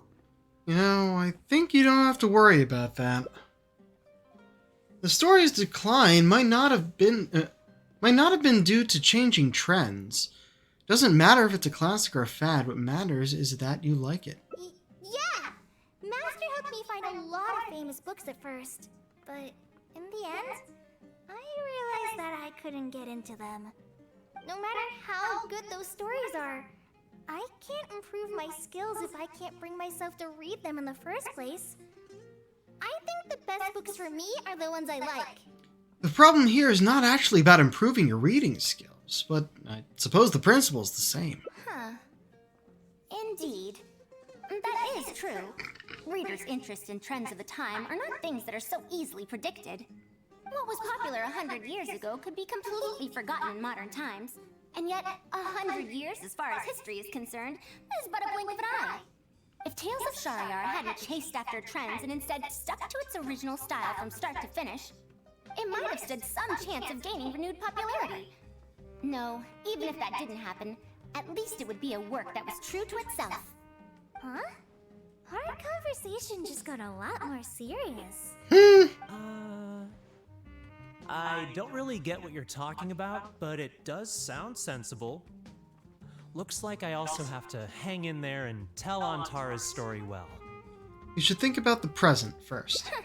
How unseemly. I almost got carried away because of a single book. Well then, we should get back to the matter of our teaching material. It looks like we can't use Tales of Shariar now. How about the Legend of Antara, then? No, it's much too old. Right in front of this guy. The book that you liked at the bookstall? Yes? Yes, but I don't really... Then we'll use that book as our teaching material. Now that I think about it, using a book that you like is the most suitable choice for teaching you how to read. As for the academia, as long as we come up with an appropriate course name, we should be able to get away with this. I propose Appreciation of Popular Literature. My, it sounds like you've dealt with the academia before. Let's go with that. Now then, let's return to the book vendor in a bit and buy the latest volume of this Onibudo for Kale. But if I wish to use it as teaching material, I have to read it first. True. Speaking of which, Other than third eye perception and illusory mirror, I also espy some unfamiliar phrases from the reader's messages at the back of the book. Such things Didn't you as, leave the book over there? even if it reminds me of my dark history, I still can't help but be drawn in by the story. And the author has written all the things that I only dare whisper into a tree hollow. Why do people use dark history to refer to awkward or embarrassing memories? Is this some slang that was invented in the last century? Learning objectives with researching linguistic changes over the past 100 years, it might make it easier to get these books approved as teaching material. Oh, I can tell you what that's all about. Apparently, in their youth, some people used to imagine themselves as someone burdened by fate, fighting against the world, etc. But as they grew older, they started to become embarrassed by such memories. Some would write those fantasies into novels, while others would entrust such tales to Mother? You know, I suddenly have the urge to hear a story about Antara. Why so suddenly? I think we can ignore the whole dark history thing just for now. I knew it. There will always be people who love the golden oldies. And there we go. Stories of the past. Tales of the past remain radiant even now.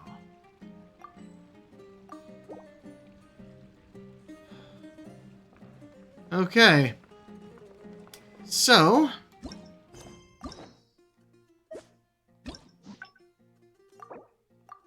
grab that.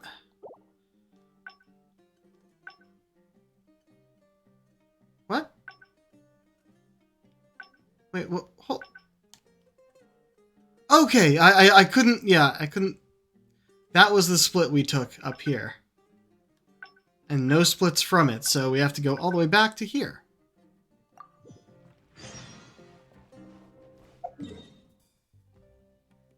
Yeah.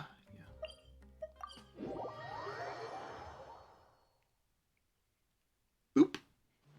What now? Master said there's no... I feel for Madame Far, but if I get her in trouble... Let's think of some way to get her to Party Stii. Yeah, I think if we do this, then there's another split after it, but this is the first one we find, so... actually, no, let's do that one first. Yeah, that would be... But I'm sure he'll say... Huh? Oh, yeah, so if I also stay and help... Let's observe the situation first. Okay, then. I think that was an illusion of choice. I have to... We're back, Madame Farazan. The Traveler said that he can stay and help you. Oh, why I couldn't ask for more. In fact, I'm rather curious about the type of person the Traveler is. You were the one who taught Azara a lesson after all. That said, will I be troubling you? I specialize in solving problems. Is that so? Good. It does so happen that I do have something I need help with. Now, should I apply to teach a course with Haravatat, or join the collaborative project that Kosharawar is proposing? Honestly, I don't want to choose either of them. And here's the split.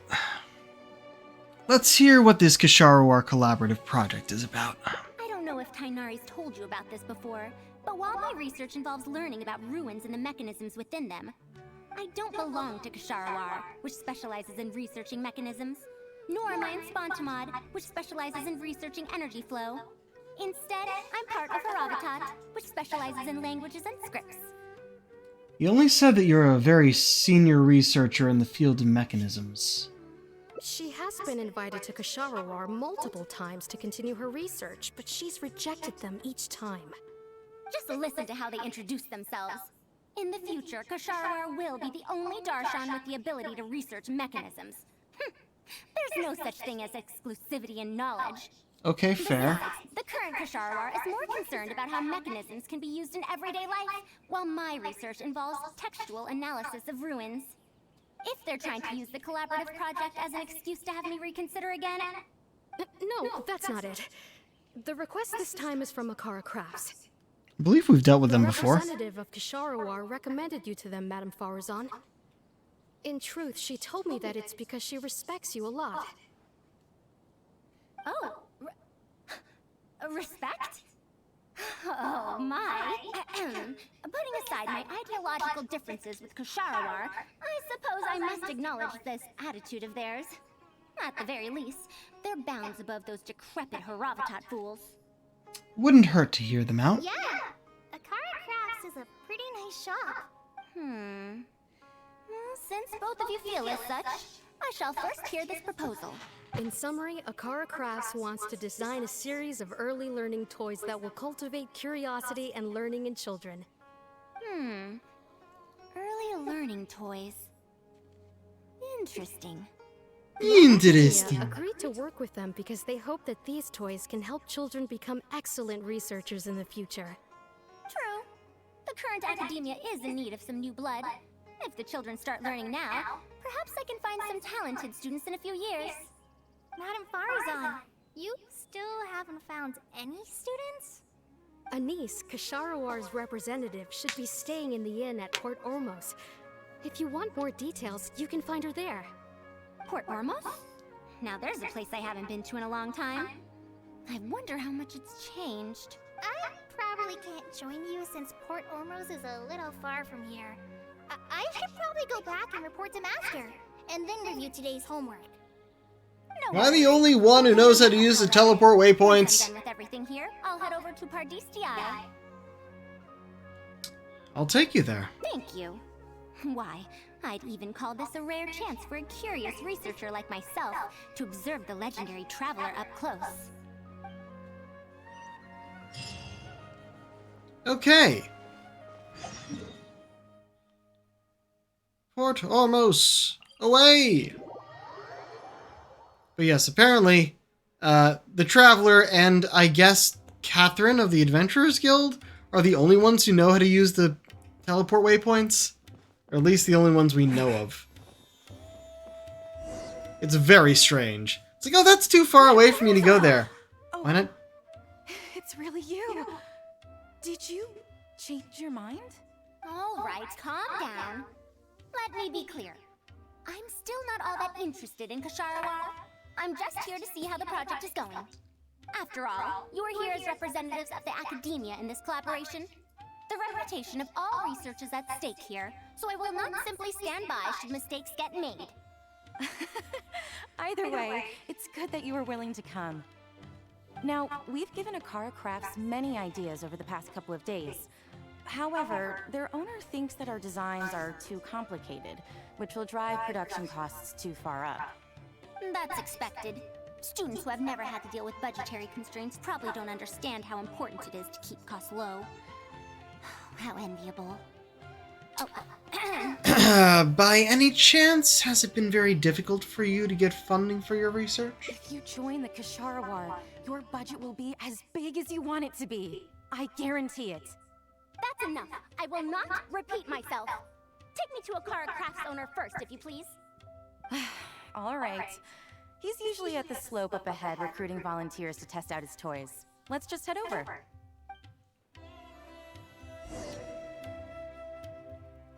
Up the slope ahead?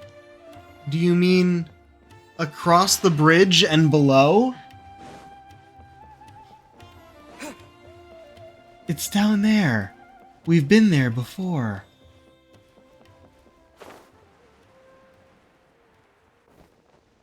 Up the slope. Where did you think we were supposed to be during that cutscene? Mamdu, the one I recommended is here. Mamdu. Oh, so you're, Madam Farazan? Yes, that's me. Oh, wonderful. We haven't been able to make any progress on our collaboration recently. We've made many suggestions, but Miss Anise thought that those ideas were too simple and wouldn't be effective in training the mind. These early learning toys are meant to help the academia train future researchers, after all. Don't phrase it that way! That sounds so bad! But if they're too complicated, not only will they be expensive to produce considering our production capabilities, but they won't have much broad appeal to Sumeru's children either. So the design can't be too complicated, but it can't be too easy to play with either. I remember that in your notes, many contraptions have managed to fulfill complex functions despite using simple parts. Maybe we can do something similar with these early learning toys. The contraptions in my notes? I didn't create those. I simply took the contraptions in the ruins apart and analyzed them. But now that you mention it, the ruins did have things like that. Do you have a pen, paper, and scissors? I'll make a paper prototype. You have an idea already?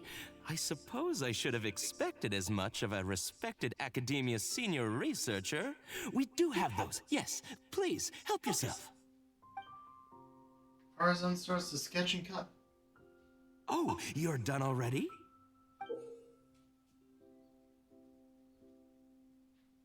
Oh, are you kidding me?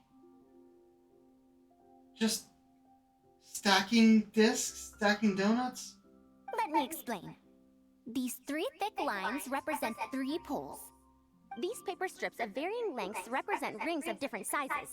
They can be slotted onto the poles and stacked up like a tower. Well, that is easier to make than I expected. So, how is this game played? That's very simple as well. You just need to shift the tower from this pole to another pole. Isn't this a little too simple? Even by the standards of an early learning toy, I mean. Of course, when moving each ring, the paper strips in this case, you must follow one rule. You can only move one ring at a time, and you can't place a bigger ring on top of a smaller one. It's like building a tower. The rings in the 3 poles must be stacked from big to small. I named this toy Pagoda Stack. Pagoda Stack. That sounds way too simple. Even I feel like it's missing something. Give it a try and you'll find out if it's simple or not. I heard from Anis that you find volunteers to try out the toys, right? Why don't we do the same for this game?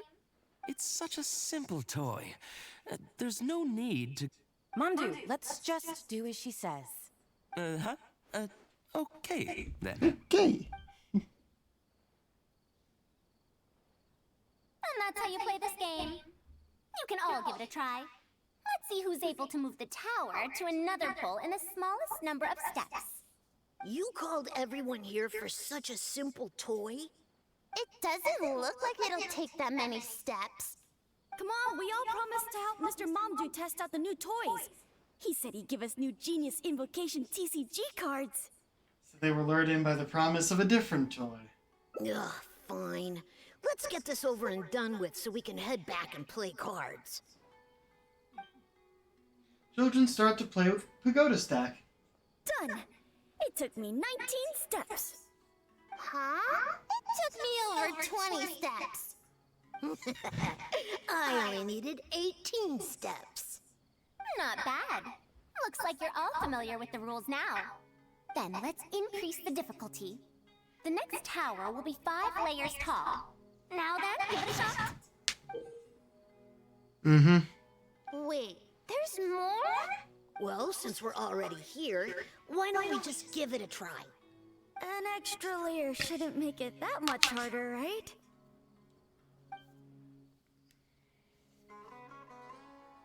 What's going on?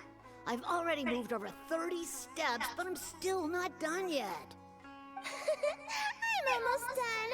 Looks like I'm the faster one this time. Done! It took me 35 steps. What? How? This Pagoda Stack toy is pretty fun to play with.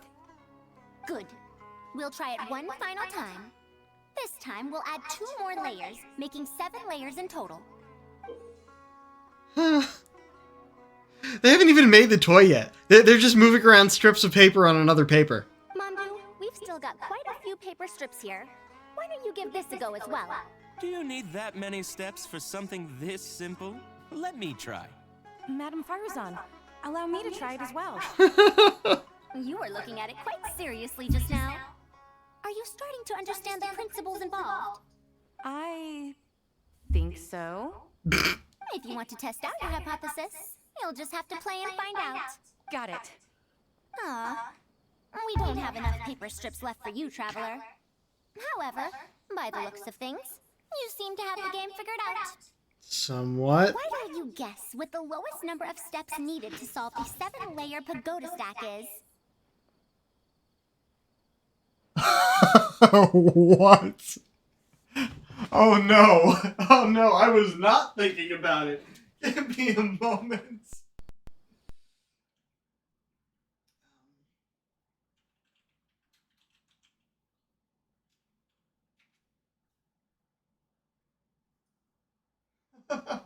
I'm, it wouldn't change if I got it wrong, so I'm just gonna get it right.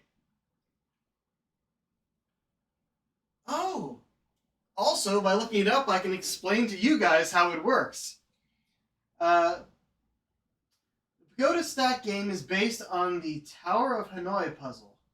The minimal number of moves required to solve the puzzle is calculated as 2 to the nth power minus 1, where n is the number of discs. So, her question, with 7 stacks, is 2 to the 7th power minus 1, which is 127. Oh, color me impressed. You figured it out so quickly. I looked it up. See how well they do then. I looked it up so that I could find the explanation for it, and I'm glad that I did.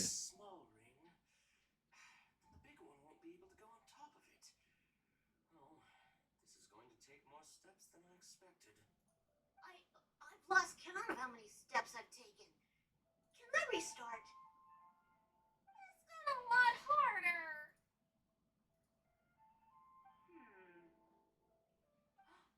I solved it!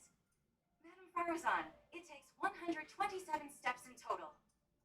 That many? But there are only 7 layers. Every extra layer in the pagoda stack, the move order you need to consider becomes much more complex, and the number of steps required will at least double. More accurately, it will require double the steps, plus 1 each time. You did well. You What? didn't underestimate the principles behind it just because Okay. it's an early learning toy. The complexity of any given contraption isn't determined by the number of parts it has. The way the parts interact and the rules behind how it operates are important too. Oh, I see. No wonder you emphasized in your notes that no contraption should ever be underestimated. I see. So even a simple toy can become complex with the right set of rules. That's right. The rules used for Pagoda Stack are the simplest kind when it comes to ancient contraption making techniques. I could spend some time picking out all those machines that do something similar and write you a reference book. Once that happens, you can give the volunteers the reference book and paper prototypes and find out which toy is the most popular. Do you have any other toys? Yeah! When can we play with them? In about 2 days or so, I think. Anise, if you're free, can you help me with the illustrations for the reference book? Of course. I'd be honored. 2 days should be enough for us to find more volunteers. Then we can organize a huge conference here, at which we can announce which toy we'll be making. Should I come back in 2 days then? 2 days is all you need? Jeez. You'd be most welcome. We need more people to get a healthy range of opinions. The more, the merrier. Thank you for coming here with me today. I'll walk back with you. Mechanics for beginners? Yeah, no, I'm pretty sure that was either get that correct or get it correct first try. Figured that might happen.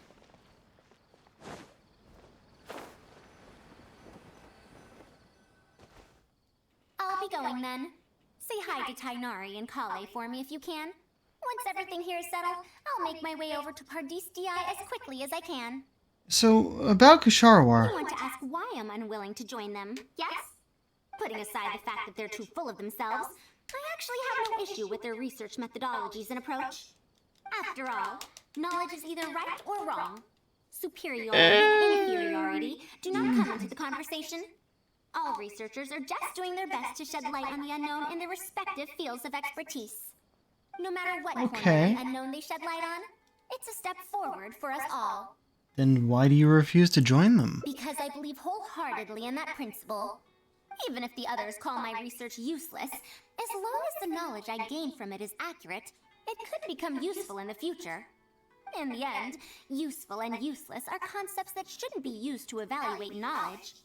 When I first started deciphering ancient documents, that's true. I didn't think about how it'd be useful to Kusharawar. That's why there's no need for me to join them to do useful research. I'd rather stay in Haravatat. It's much more convenient for me to access the materials I need for my research here. Still, the funding that Kasharawar has offered me is so hard to get in Haravatat. Perhaps if this collaborative project goes smoothly, I can even ignore Haravatat and ask for a higher budget directly from the Academia. About the collaborative project, do you have any ideas? Oh, I could come up with lots of ideas. With Anis's help, 2 days will be enough for our work. However, I'm still undecided as to the style of the reference book's text and illustrations. Try to be accurate and detailed? You're right. Is that a split there? That might be a split. By using detailed and accurate illustrations, we can impart knowledge more effectively. It will also make it easier for me to recruit students. Thank you. I'll take your opinion into account. See you in 2 days. Wait until 2 days later. Okay.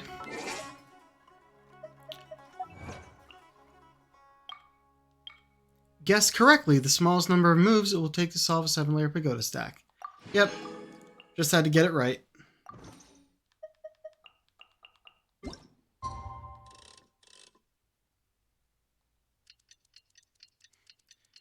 "24 hours! No, make that 48!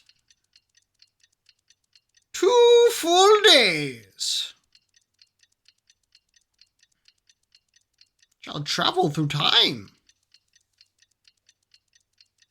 Look at how the sun moves."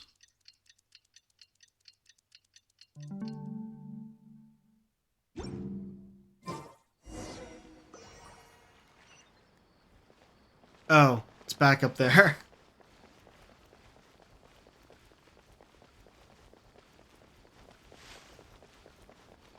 Not too far, at least. Oh, you're here. We're just starting to set up the venue. We've called up everyone we possibly could have. This is going to be quite the event. My masterpiece is going to be exhibited after all. Let's see what the Academia shall say about it this time. Yeah, I think that was a split there. Grand and lively event gets underway. To sum up, the 24 forms of pressure-based puzzle mechanisms were used in various ruins. All right, let's go to the next page. Now, I'll explain the base layer design of elemental monuments. How do things turn out like this? I feel like I'm in a class. Are we done yet? Oh, I'm falling asleep. I don't understand any of it at all. Are these really toys? They sound a bit too dangerous. Yep, to that offer was definitely a children. split. Oh. Yeah. Well, we've prepared paper prototypes for everyone. If you're interested in the mechanisms Madame Farazan's talked about, you're more than welcome to try them out. Oh, this is no fun. Can I try another toy? I want to go home and play Genius. Forget it. I don't think anyone would be interested. I should go home and take care of my children. He's just thinking. Launch event ends on that note. How did this happen? Forget about getting opinions from others. No one even wanted to stay and try them out. If I said make it fun, it would have been fine. I think we miscalculated. Must apologize too. No, you simply gave suggestions. I was the one who decided to follow through. Anise, too, was only following my instructions. I will find a way to make up for this error. Please, give me some time. I'll write another reference book. Excuse me, but are you the one who wrote this reference book? Yes. Who are you? Ah, you're that man Mountain who was in the crowd just now. What? Do I stand out that much? Well, I guess I don't look like someone who'd have anything to do with toys. Let me introduce myself. I'm Kamal, the branch master of Sumeru's Adventurers Guild.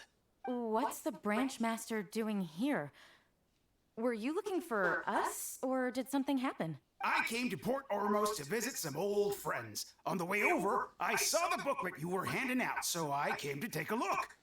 Can you print a few more copies of this booklet and sell them to the Adventurers Guild? Also, could you make full-fledged models of those paper prototypes and sell them to us as well?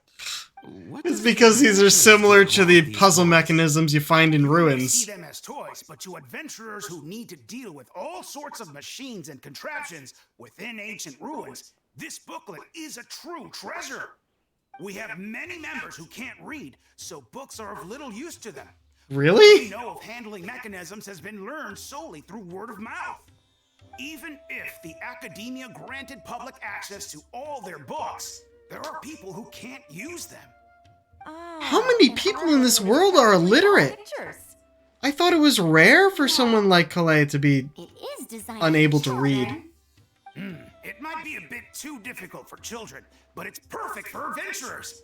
Also, those paper strips, you called them paper. If you can make wooden versions for demonstration purposes, even the most illiterate person would be able to follow along and understand. If we can supply a model set for each branch, and if each adventurer carries a booklet with them, then ruin exploration will become much safer. You really think so? I mean, yes. Making models of contraptions for the Adventurers Guild? To be honest, that sounds like a good avenue to explore to me. Will there be an issue with the academia? We'll probably have to send in a separate application, but it shouldn't be an issue. After all, this concerns safety during the exploration of ruins. It's a problem that the academia is actually trying to address as well. Then let's cut to the chase and discuss the details of our first order. The amount we're offering to pay in advance, this much.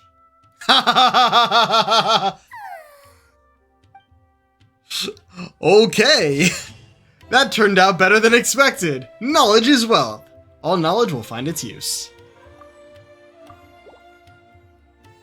Okay. Alright, that's fucking funny. Oop, that is not what I selected. I'm like, oh no, we ruined it.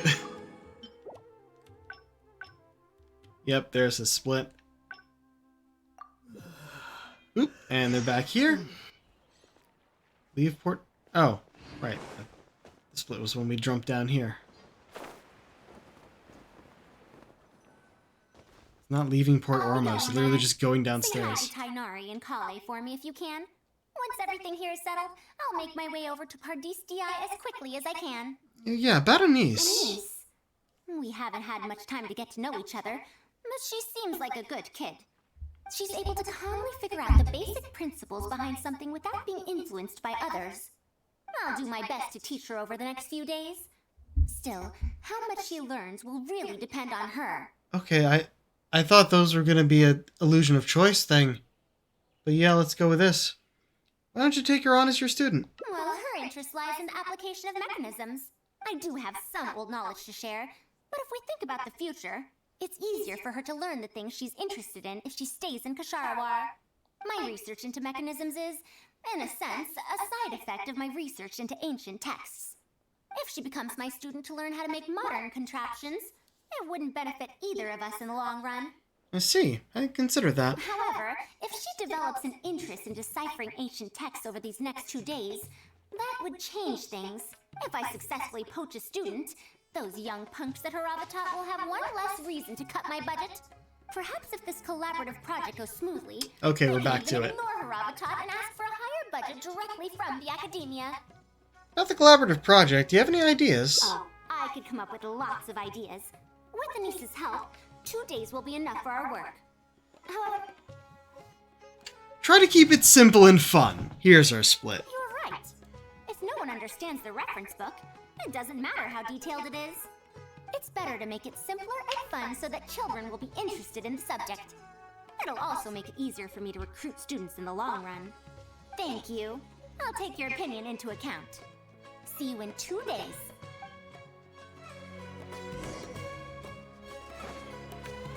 I'm gonna go up here first, then change the time.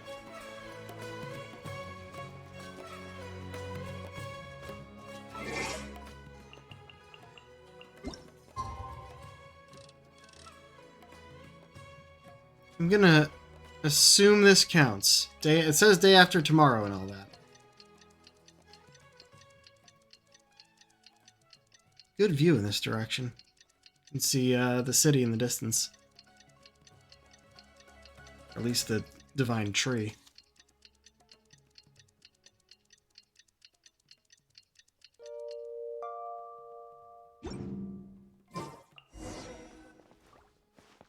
Oh, you're here. We've called up every... My masterpiece. Grand and lively event gets underway. And if we activate this little mechanism, just like that, a Sumeru rose will appear at the top of the cane. Oh, I see. Yep, and now they're interested. It's amazing. If the mechanism was bigger, you could make a rabbit appear, right? Oh no, it's stage magic! Could you switch it out with a hat or something? You're applying what you learned creatively. Not bad. Let's look at the next page. If you fold an origami bird like this, it'll fly further and more stably. Whoa. You can make a mechanism using just a piece of paper? The principles at play are even more important than the parts that make up a mechanism. These are pretty cool. I'm tempted to try them out. I'm not that interested in toys, but if they'll be beneficial for children's development... Everyone, we have paper prototypes and craft materials that you can use to make your own toys. Come try them out. This is such a well-prepared event. I'll give it a go. But we want to play too! The adventurer doesn't even show up this time. We have a lot of paper prototypes and craft materials. All feedback is also welcomed. The popular and lively event continues. Oh, my origami bird flew further this time. Professor Farazan, how can I make mine fly further? Just madam will do. Maybe Even getting angry at the kids for that, come on. to call me professor. You may wish to pay attention to these few. Wow, it really did fly farther. Madam Farazan, will we learn origami at the Academia? Of course you will. If you become a researcher, you can explore any field you like to your heart's content. In the future, if you want, you can even become one of my students. But Mom and Dad said that there are 6 Darshans in the Academia. Wait, was it 7? Which Darshan teaches about mechanisms in origami? Well, in this case, it wouldn't be Haravatat. I know. We need to choose Kisharawa. And it's backfiring on her. Fold even better origami birds. I want to make even more awesome mechanisms. Actually, the other Darshans do have their own specialties too. For example, Haravatat specializes in... Pay attention, children. Children? Looks like these early learning toys are a success. However, looks like recruiting students might be an issue. How did this happen? What if we end up in a Darshan we don't like? Does that mean that we won't get to learn about the things we do like? No, that won't happen. Take me, for example. I'm a researcher from Haravatat, but I research mechanisms. See? The only person able to restrict your curiosity as a researcher is you. Do you understand what I'm saying? Not really. Huh. It's all right. You still have a long road ahead of you. Now, do you want to learn about some other machines? Let me tell you a story about pressure-based mechanisms. Yep. Hey, reading to the kids. There we go. Gardener in the nursery. So long as the pursuit of knowledge brings you joy, I'm fine with it. But won't you reconsider? Haravatat's classes are very interesting too. Okay. Next! Next, I just do this for a second. Yep, that's all those. Our last 2 endings are back this way. Which should... Oh. Huh, cool. Which should bring us back towards Pardis DI, which was our original intent. Master said there's no I feel for Madame Far, but if I get her in trouble... Let's think of some way to get her to Pardis DI. But if someone does complain to the Academia, wouldn't it make Farazan's situation more awkward? And if the Academia investigated and found her at Pardis DI, things would get even worse for her. Do you have some way to invite her Party's DI without stepping on the Academia's toes? I do have the makings of an idea. Okay then. I'm counting on you.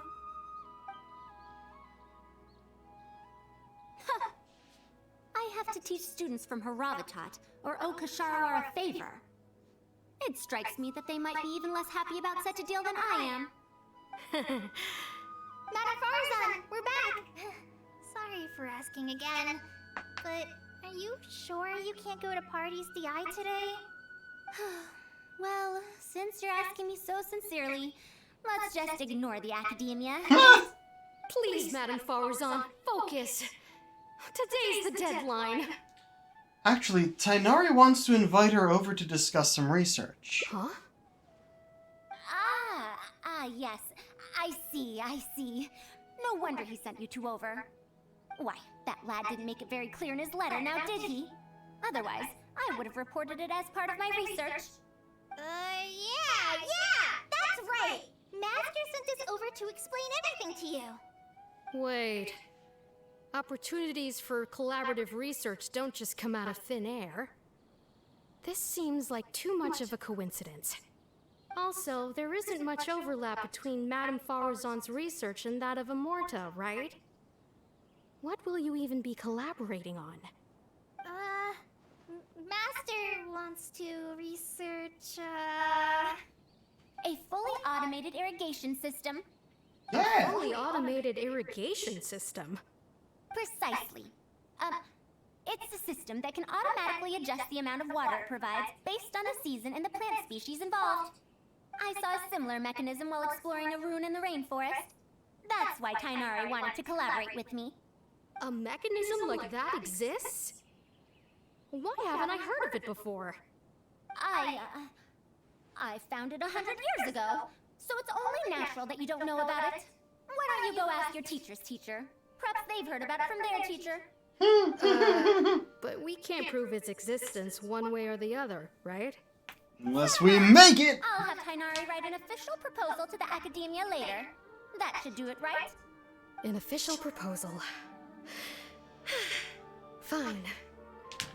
We haven't made any progress with either the collaborative project or the elective course anyway. I'll go inform my superiors now. Please do take care of the paperwork as soon as possible. Don't delay this any longer. Sure. I'll be sure to needle him until he gets it done. The researcher leaves, clearly still having some doubts. I think she bought it. Yeah, it was quick thinking back there. Even though this is our first meeting, I must say, we make a good team. Wow! You made up that excuse on the spot, huh? Madam Farazan, did you really find an irrigation system 100 years ago? If the Academia asks for any details... Who knows? It's been 100 years, so it wouldn't be too surprising if I've forgotten a few details, no? Huh? Then how will we explain things to them? I'll let Tainari worry about whatever documents we might need to send to the Academia. If I'm right, the request he has in store for me won't be any simpler than the Academia nonsense.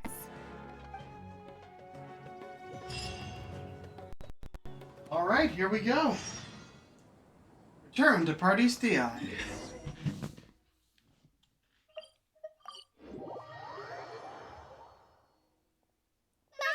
we're back!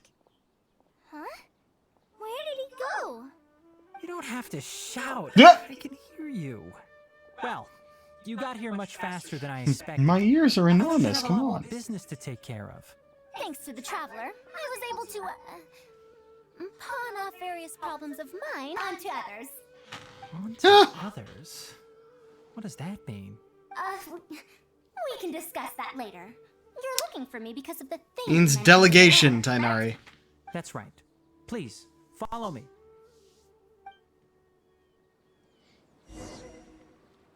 Okay. What? Why bother having us walk in? If it's literally just up this way, like...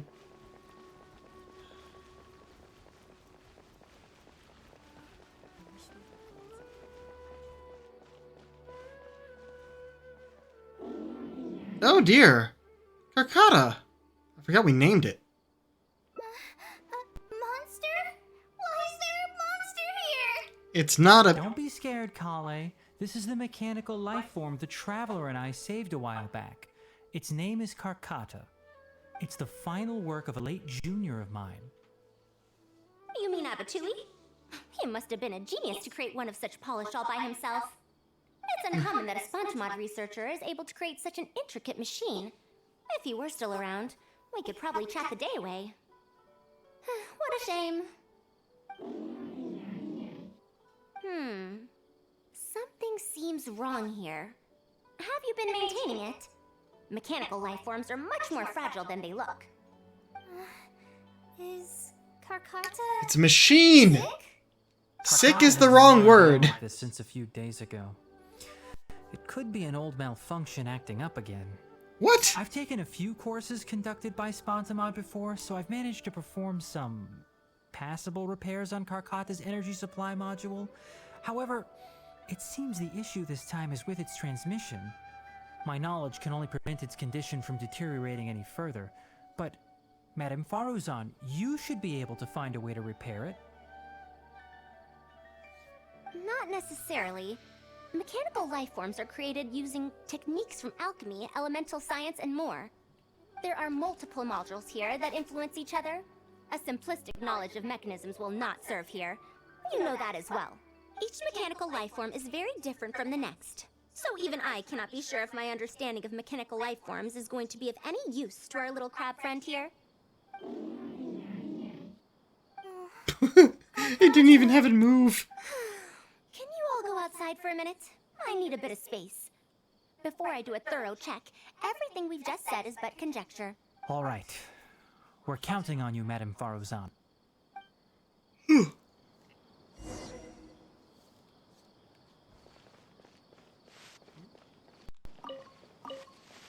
I'm gonna pick all the flowers.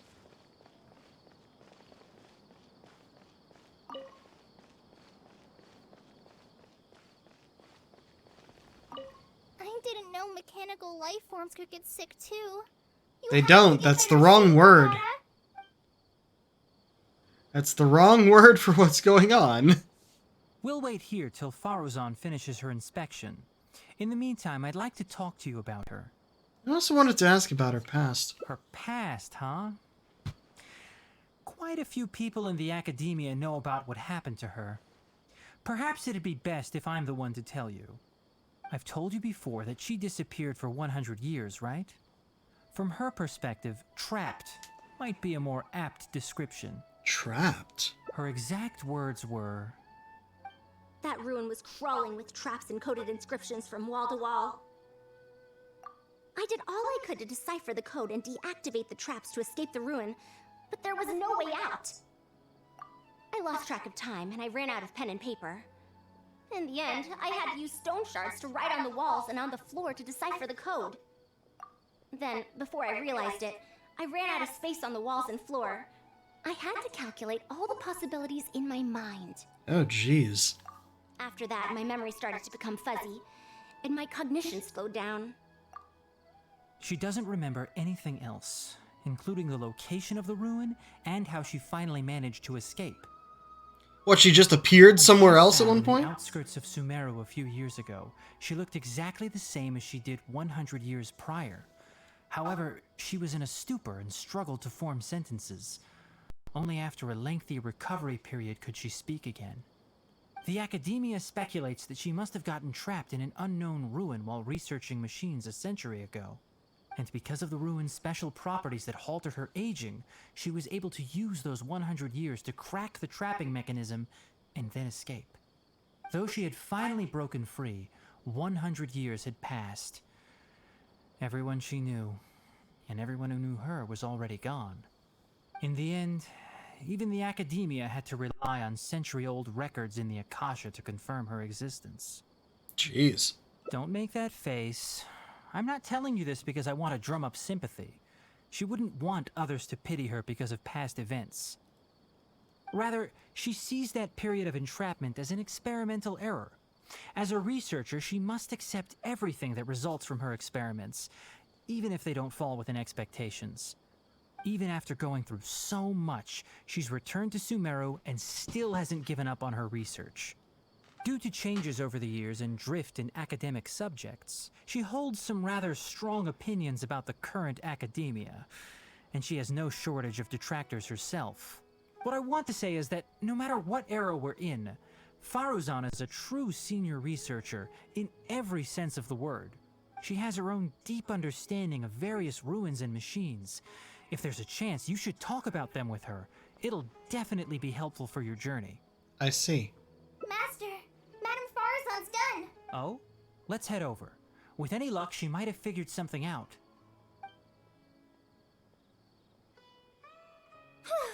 I never thought that I'd encounter a restitution module once again after 100 years. Abatui really installed quite a few impressive things on this. If my guess is correct, this mechanical life form has displayed attempts at self-sustenance before, right? Such as collecting parts to repair itself, for instance? It has collected parts before, yes. It used them for something else, but as far as its design goes, it does have a function like that. It used them to try and revive Abatui after he died. Because it thought that he could fix him. It thought that it could fix him. It was very sad. I knew it. If I'm not wrong, Karkata's issue lies with its restitution module. Abatui's modified this module extensively, but the core parts and design philosophy are very similar to the principles as I know them. They are all based on principles learned from the ruins. From the ruins? The creators of the ruins machine once tried to create a perpetual mechanism that could replace life or even surpass it. The restitution module is the result of one of their countless attempts. It replicates the behavior of living things to achieve a self-repair function. However, the energy required in maintenance of the module became an issue. Energy consumption? Maintenance? For example, a living thing's heart can She deliver didn't even nutrients say and blood to consumption. various organs. However, the bigger the living thing, the more powerful the heart needs to be. Once the heart is damaged, it'll be hard for that living thing to heal itself, and even the function of other organs can be affected. Thus, the attempt wasn't widely adopted. Even 100 years ago, I'd only seen it once before. Oh dear, this is going to be a problem. Why is that? Based on my current research, I'll need to swap out the damaged parts in the restitution module to repair Karkata. But like I just said, the module is rare, even by the standards of ancient machines. Not only that, but there is very little related research documentation available. Finding suitable parts would be like trying to find a single gear in the vast desert, to say Boy. nothing of the difficulty in making those parts from scratch. One can only wonder where Abatui found the original parts. I might have an idea. Abatui was, for a time, quite passionate about excavating the Great Red Sand. This was when he had just gotten expelled from the academia. You mean to say he found a restitution module in the desert? Well, that is indeed possible. The Great Red Sand? How are we supposed to find the parts that Karkata needs? According to the Academia's records, no similar parts have been found in the Great Red Sand over the past 100 years. If we want to try our luck, we'll have to explore ruins that have never been explored before.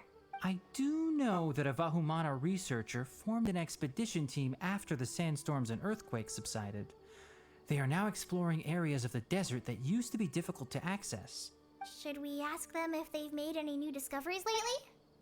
The chances are slim, but it's at least more effective than running around like headless chickens. I think this is a split here. Let's see. What's the lead researcher's name? His name is Raid. I think he's stationed at the northeast part of the Hypostyle Desert. Let's go look for him once Karkata settles down. Oh, you The and Holly should Hypostyle probably Desert. stay. Karkata's condition may be stable, but it would still be better if some of us stay to look after it. Besides, you still need to take care of the trouble that the Academia left for me. Trouble from the academia? I thought you said you pawned it off to someone else. Wait, don't tell me. Yep, you! Pawned it off on you. I look forward to Oy seeing you, vey. Tainari.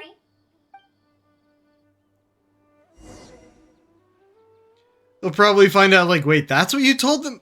Wait, that's a good idea. A fully automated irrigation system. That's quite the task. Master, Can I help with anything at all? I can go buy things. Prepare pen and paper. Oh, you know, I seem to remember that you have a lot of homework today. Huh? Oh, yeah. I do. Well, hurry up and finish it so you can sleep early, or Faruzan will worry. That's the best thing you can do now to help. Oh, okay. Okay. Alright, where are we going? Okay. The hypo-style desert, he said. I want to see. Oh, okay, that is just what this is called. Also notice the 100% effort. Really? Really? There's like 2 chests I know about, or that I know that I didn't get on Map Genie that I could not find a way to do. Like, I would go there and it looked like I already got it, but I know I didn't, or it's hard to explain. There was one door I couldn't get past and couldn't find a way to the other side of.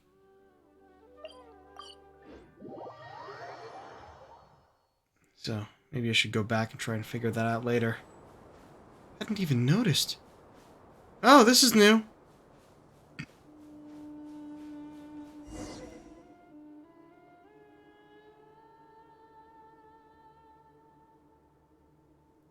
Does it have green on it? Halt! Mr. Raid's permission is required to proceed any further. We're not outsiders. She's a researcher from the academia. That still won't do. Mr. Raid told us to keep people away from the ruins so they don't damage the site. Damage the site? I've excavated more ruins than you've visited restaurants. Which batch of students is Raid from? I want to see him right now. He isn't at the campsite now. You should all leave. Only he can give you permission to enter. What a stubborn guy. We can't just waste our time here like this. Let's wait for that researcher to come back first. You're right. Even if there is new information, we still have to wait for him to come back so we can ask him about it. So let's just see what we can find out from the people here. I'm going to give that Raid a good talking to when he gets back. Starting from who in the world mentored you?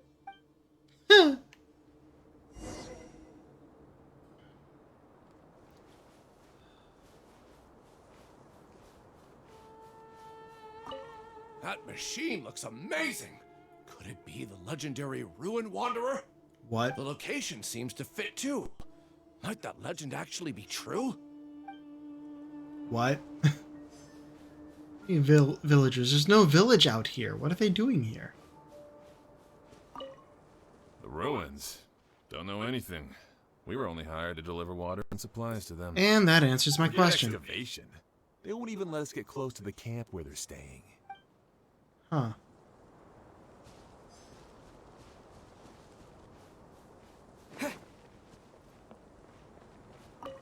This area used to be ravaged by frequent sandstorms, but it's been calm lately for some reason. They say that this was done by a single traveler? Hi! But seriously, is such a thing even humanly possible? Yup. Hello, protagonist here. After asking around, Faruzan organized information into yada yada yada. I could. Is there anything that stands out to you? I hired a village from our village. The sandstorms dispersing to the machine they speak of. Let's go with this first. I mean, no, this stood out to me, actually. Ruin Wanderer. That's the first time I've heard that name. But that wreckage did seem a bit weird. What's so weird about it? It's a bit far away, and I can't really say for sure from this distance. Perhaps we should ask the villager from before about the legend first. Huh? What are you guys doing back here? Want to learn more about the legend of the Ruin Wanderer. I wouldn't blame you for not knowing about it, youngsters. After all, it's a tale that's over a decade old. It's said that this monster, the Ruin Wanderer, traversed through various ruins for centuries. Many adventurers had claimed to see it while exploring. Some said that it was like a giant, while others said that it was like a beast. However, none knew why it wandered the ruins. Then, about 10 years ago, we stopped hearing any news about it in Sumeru. No one has seen it since then, and the legend has since faded into memory. You youngsters probably don't know about the Ruin Wanderer nowadays, but it was famous for centuries. Centuries? Impossible. I heard nothing about it back then. It could only have been around for a few decades at most. Wait, back then? Indulge my curiosity for a moment.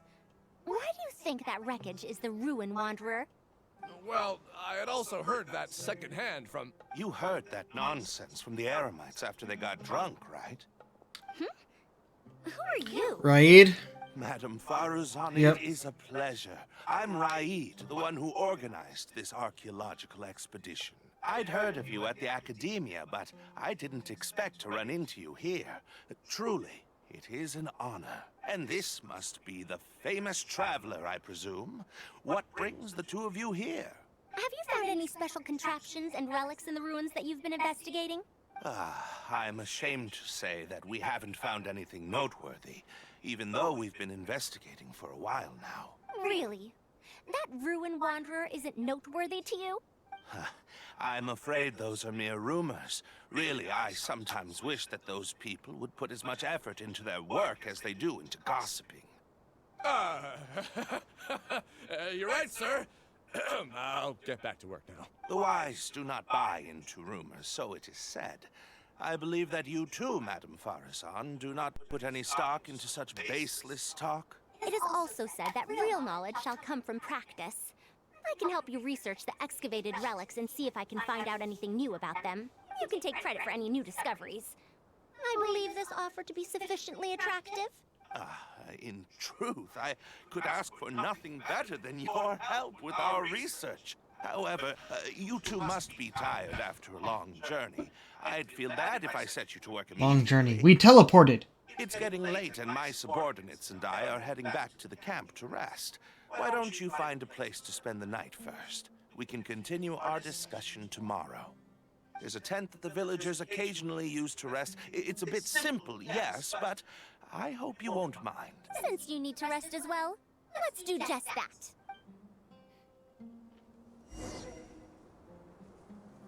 Okay.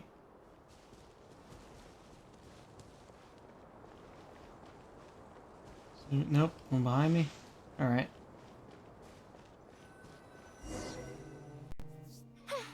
This is quite far away.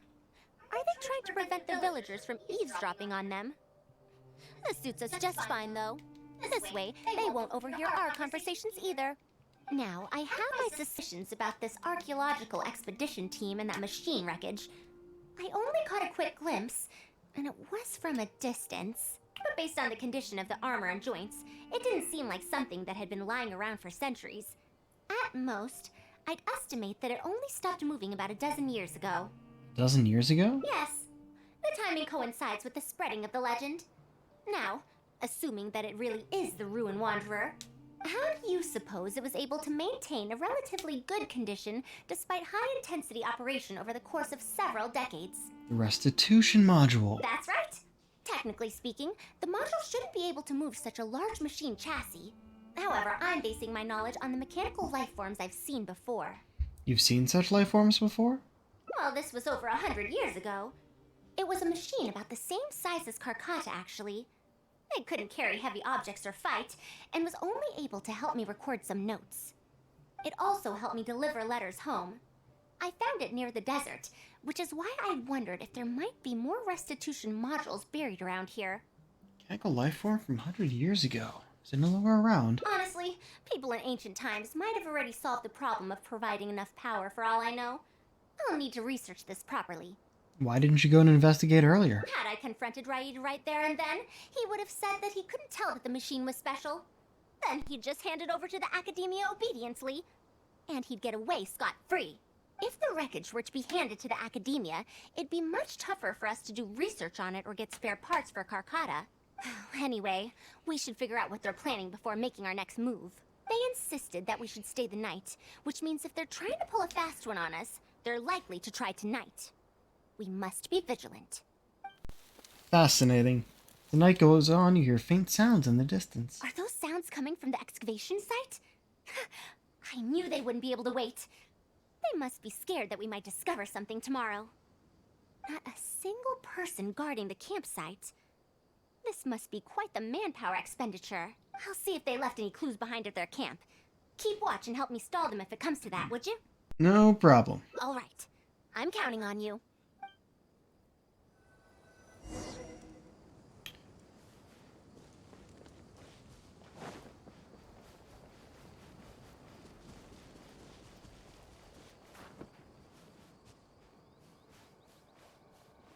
Bushes. No? Gotta go closer? Why isn't the tent here yet? We need to switch it out tonight. It's still on the way. I'm afraid this is the first time we're delivering such a huge one. You good-for-nothings are just a load of trouble, aren't you?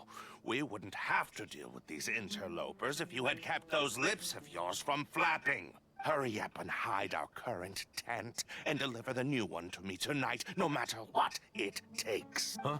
Who's there? It's me, Arlock.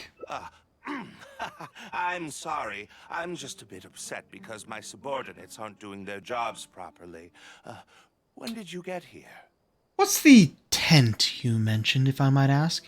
It's nothing. Just a tent. We didn't pack up all our tents from the last campsite. Some of them, along with a few people, have been left there. Someone damaged our current tent, so I'm trying to get my subordinates to get one from that previous campsite delivered here. And you're discussing that over here because... The relics in the ruins are highly valuable, so I'm worried that treasure hoarders and bandits might try to steal them. Since the tent isn't here yet and I can't fall asleep, I came here to patrol. There are people who'd steal these relics. Well, these things are antiques after all. There will always be people interested in buying them. I hired so many people precisely because I was worried about that happening. Speaking of which, I'd like to ask, is the Academia really aware that you've traversed through the desert to come here in the middle of the night? Also, where's Farazan? Why isn't she with you? I'm right here. Also, you forgot to address me as Madam. Why does it look like it's about to start moving? Madam Farazan. You were all making so much noise that I couldn't sleep, which is why I got the Traveler to find out what was going on. But for some reason, that one task took forever, so I came to check in on the situation. I'm very sorry for disturbing your rest. Good. Come on, Traveler. Let's head back. We're heading back already. Yes. We came to check out the situation, didn't we? Well, we've already done that. We should get better rest so that we'll have energy to investigate tomorrow.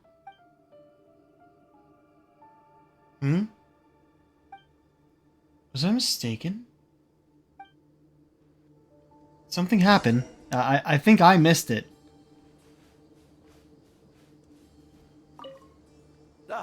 Sorry for disturbing. Yeah. I'll talk to the others. There is something odd about this one. I don't think we fought some... No, this is one of the flying ones, isn't it?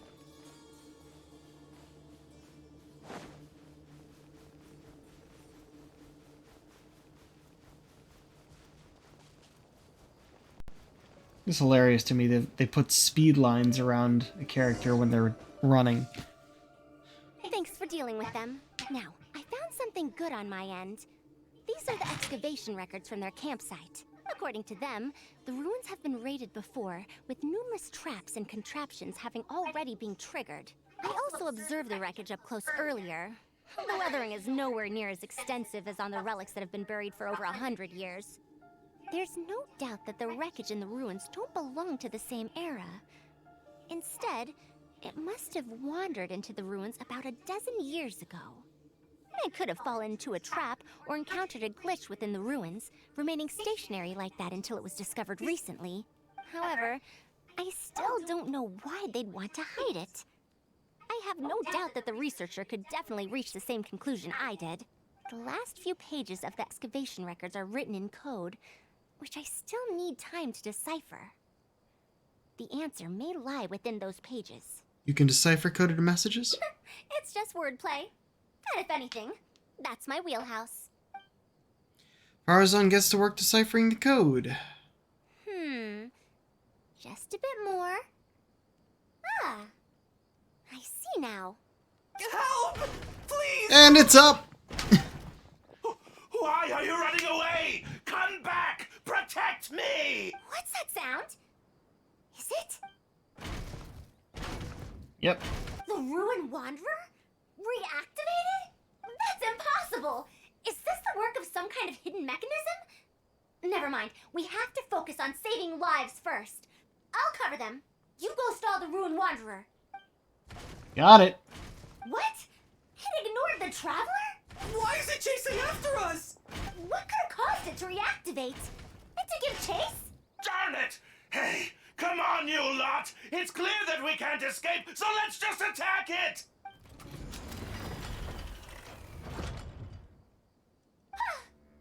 Huh.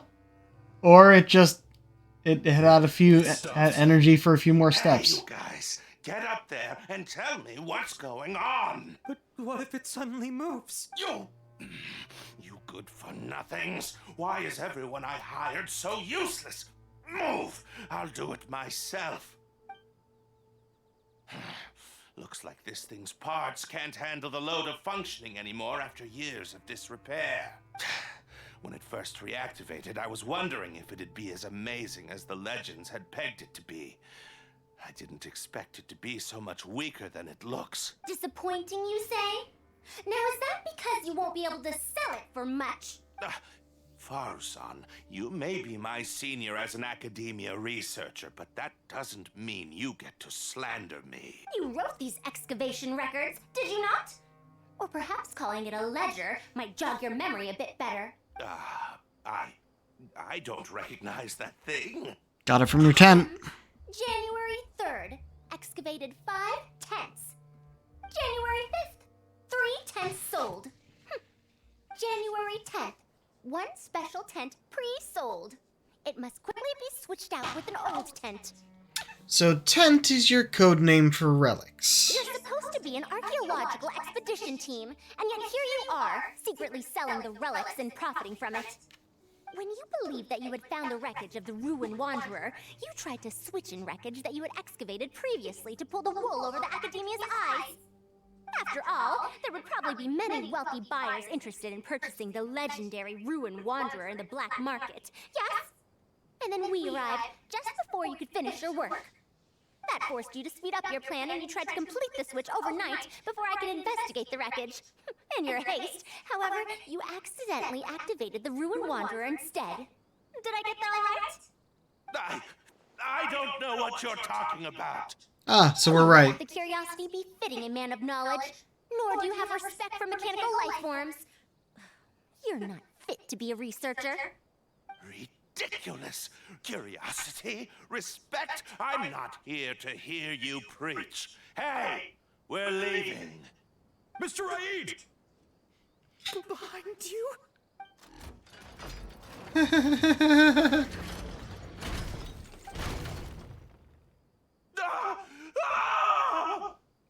Whack! Why is it moving again? Run!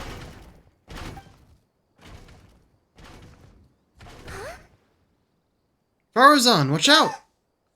Some said that it was like a giant, while others said that it was like a beast. However, none knew why it wandered the ruins. Technically speaking, the module shouldn't be able to move such a large machine chassis. However, I'm basing my knowledge on the mechanical life forms I've seen before. Centuries? Impossible. I heard nothing about... Why the flashback? Come on, we know this already. After us! So you've been looking for me this whole time? Wait, what?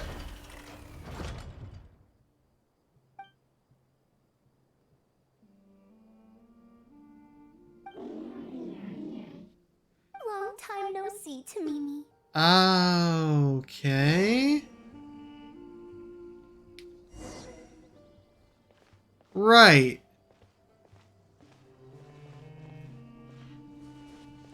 Hold on, there are notes. Tamimi's remodeling is going smoothly. As it is now, it can... Oh, I still have autoplay on. Alright. As I worked, I kept thinking you'd do a better job at this than I could. After all, you're the most exceptional student I've ever met. I missed the beginning of that. Learn how to deal with various dangerous situations in the ruins on its own. Okay.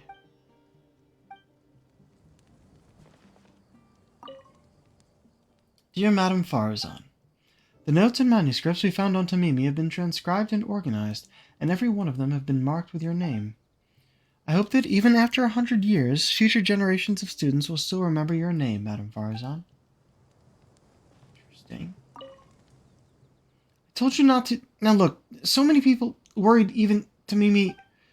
Messy scribbling's been repeatedly cancelled and edited, leaving barely legible phrase and a single neat message at the back. Hurry up and come home for a meal. Your mom always makes an extra portion of food, you know? Oh. To you in 100 years. Yep, got a thing for just reading all of those. Dear Farazan, I hope you're doing well. It has been over 20 years since you went missing. People from the academia keep telling us to give up and that you're most likely dead. But somehow, I feel like you're still alive. Yes, that you live still in some corner of this world. You've always been persistent, able to shine no matter what situation you face. I believe that this persistence serves you well in surviving and finding your way home. Unfortunately, I likely won't be able to welcome you home when you do. I don't have much time left, and my reflexes have slowed. Others keep telling me to stop exploring ruins. Only Tamimi is still the same as before, always running off to places which you've been to. Your teacher and friends came up with an idea to remodel Tamimi, so it can search for you in our place. You didn't like coming home back then, and would always get Tamimi to send a letter back. Now we're leaving a letter with Tamimi. I wonder if it'll ever be delivered to you. So, I don't know the answer Tamimi to here that was question, inside the but Wanderer. If you ever read this letter, I hope it'll be when you've already found your way home.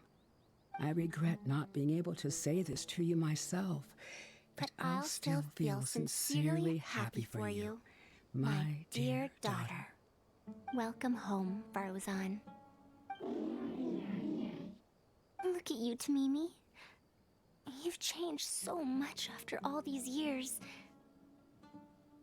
Thank you for waiting for me all this time. I've safely received the letters. Your work is done now. You can sleep.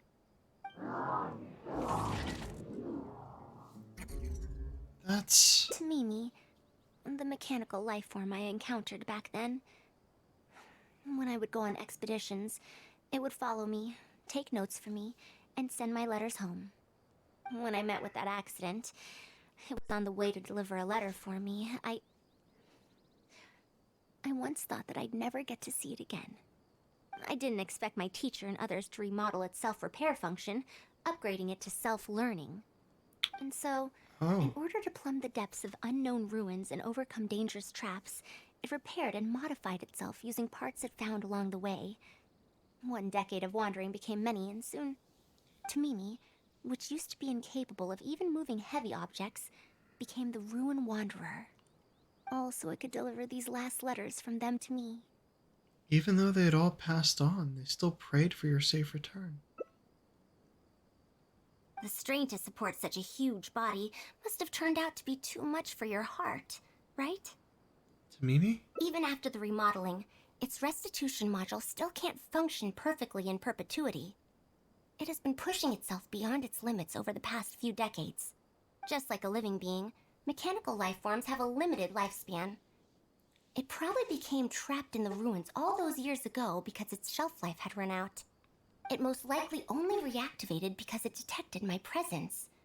And then it mustered up everything it had to deliver that last letter. Now, it can finally rest in peace. Tainari told you what happened to me, right? I'm sorry. You don't have to apologize. It's not like this incident is a secret in the academia. Besides, I've always treated it as a failed experiment. As a researcher, I must accept this result. However, finding out that so many people were affected by my failure, does make me feel somewhat conflicted. Can you head back to Pardistii first? We've been here for a while, and it's best not to make Kale and the rest worry. As for me, I want to stay with Tamimi for a bit longer. Just a bit. Alright, I hated her at first, but she got better. Farazan's head hangs low in silence. The desert breathes gales of wind, and the only sound that can be heard, that can be heard, not hard, typo, is the scattering rises of spreading grains. All right.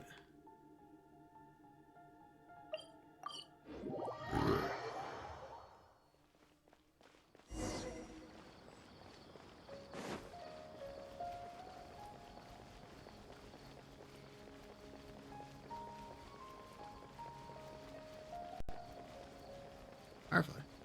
I'm back. You are? Darn it. Oh well.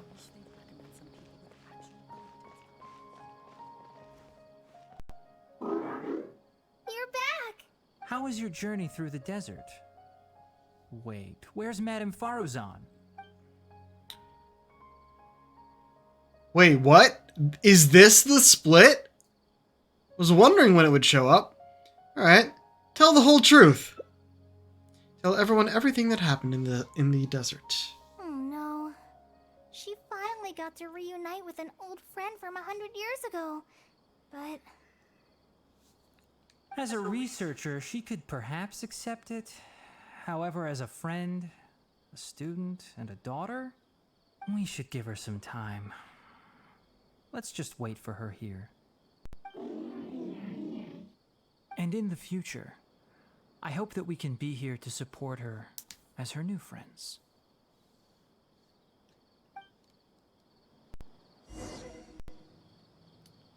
Wait until one day later.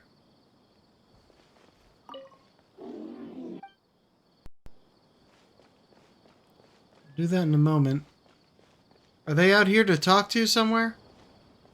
No, doesn't look like it.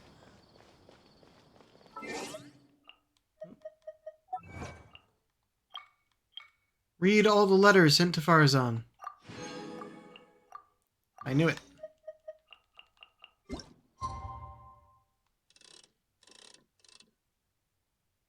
I want it to be morning.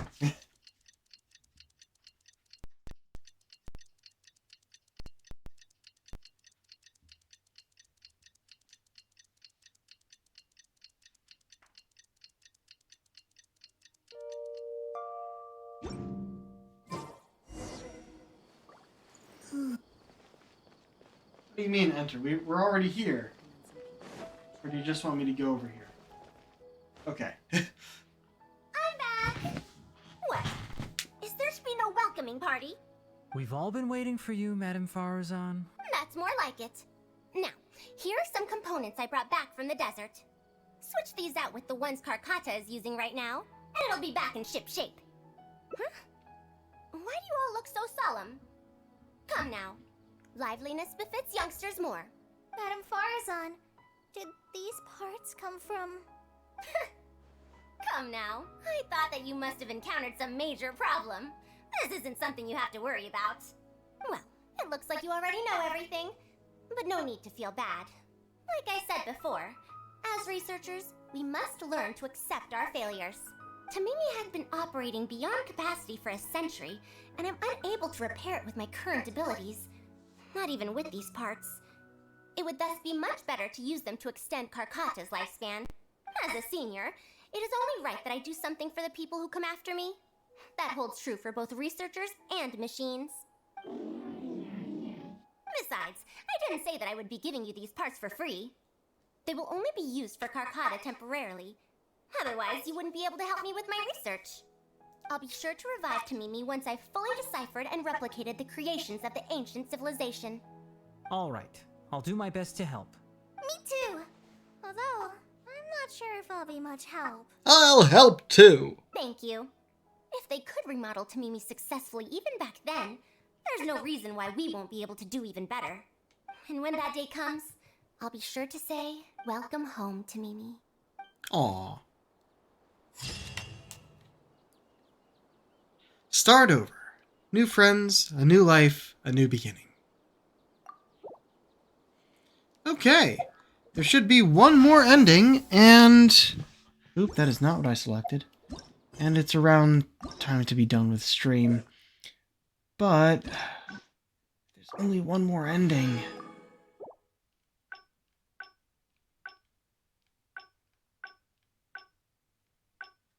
As I thought. Time to decide. It'll be a real quick one. You're back! How was your journey through the desert?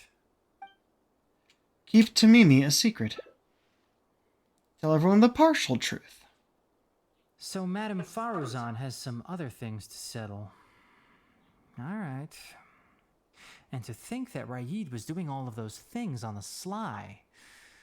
It's good that you all got out of that situation in one piece.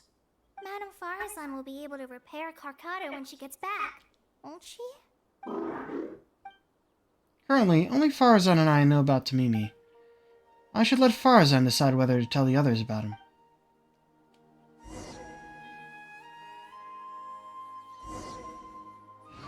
Wait until one day later.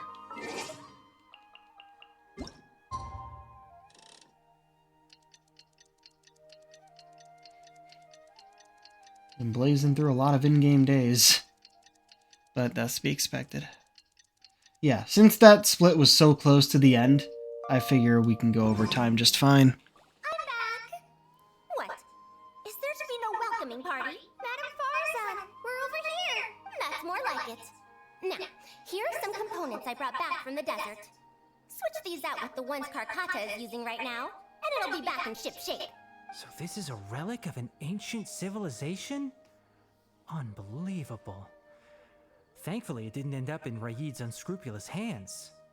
Unscrupulous, huh? Sounds like you already told them what happened. I told them about Raid. Is that so? Thank you. We will talk about everything else later. It's nothing. I've already given all the evidence we have against Raid to the Academia. They're going to be very busy. Too busy to bother us, I'd wager. I'll start repairing Carcata then. Kale, can you help me out? Of course! After some repairs, Carcata springs back to life. Talk to Farazan to complete it. Alright. It looks fine, but even so, it needs to properly rest up.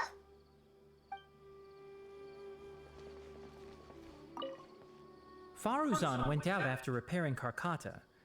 She seems to be looking for you for some reason. Well, I will not probe any further. However, if you need any help, do feel free to ask.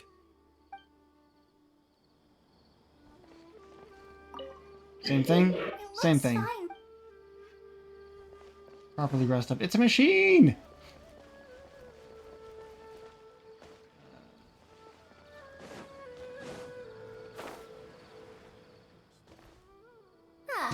You're here. Thank you for keeping Tamimi a secret.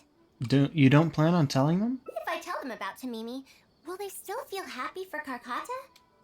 Even if we could convince them to accept the components, they'll probably still feel bad about it. I don't want my past to All that proved to be true? present. That applies to both me and other people. You don't have to shoulder all this alone. You'll feel better if you share it with the rest. It's fine. I'm used to this. I once believed that I'd never hear from my old friends and family ever again. Even their faces are getting hazier in my memories. However, I could remember them clearly again after reading the letter Tamimi handed to me and learning that they'd never given up on me. That's more than enough. I'd be disappointing them if I let myself fall into a slump because of this. Neither my teacher nor my mother would have wanted to see me like that. Besides, you're lending a listening ear to me now, aren't you? Oh, Pardistii looks pretty scenic at night. Will you take a stroll with me? It would be my pleasure. Yeah, she definitely got better. Once Carcata's condition stabilizes, I'll find a chance to tell Tainari and Kale about all that. But for now, just help me keep the secret. You got it. Thank you. Whether it's 100 years ago or now, I have people who worry about me. I suppose I should consider myself quite fortunate. The only time when I felt otherwise was when I had just returned to Sumeru. No one came to check up on me then. Welcome home, Farazan. Yeah, I'm home. Aw. Optimal solution. Welcome back, Farazan. Where once she was adrift on the sea of time, she has found her home shore once again. Yeah, there we go.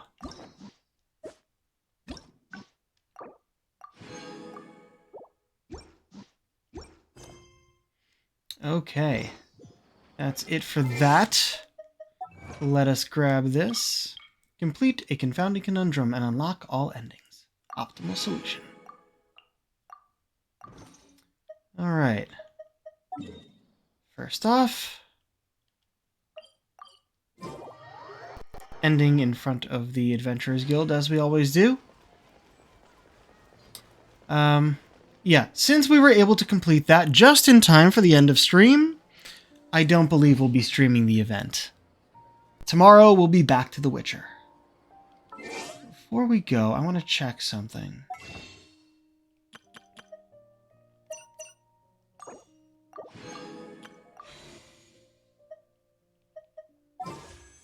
Right, we don't have enough yet. Oh, and I'm one away from another one. Huh. Yeah. I'll do another pull on stream then. Oh well. We'll leave it here, and we'll send off a raid. But yeah, tomorrow, back to The Witcher. I'll deal with this event on my own, even if it is voiced. Because I'm pretty sure it wouldn't give me enough for a full stream time. Because often these events will have some good story content and then go into daily content. And that's the kind of stuff I wouldn't be able to... Even if I was able to start it tomorrow, I wouldn't be able to complete it. Alright, let's see who is online. Oh, interesting group. Let's go with Ellie! Ellie-En. Playing some Valheim. Which is great, because there's enough mods for that game. Most of the VTubers I see play it, and I can confirm from the preview here, have put their own model in the game to play as, which is amazing. Alright, we'll send y'all over there. Until next time, this is the Pirate King, signing off. Have a good night.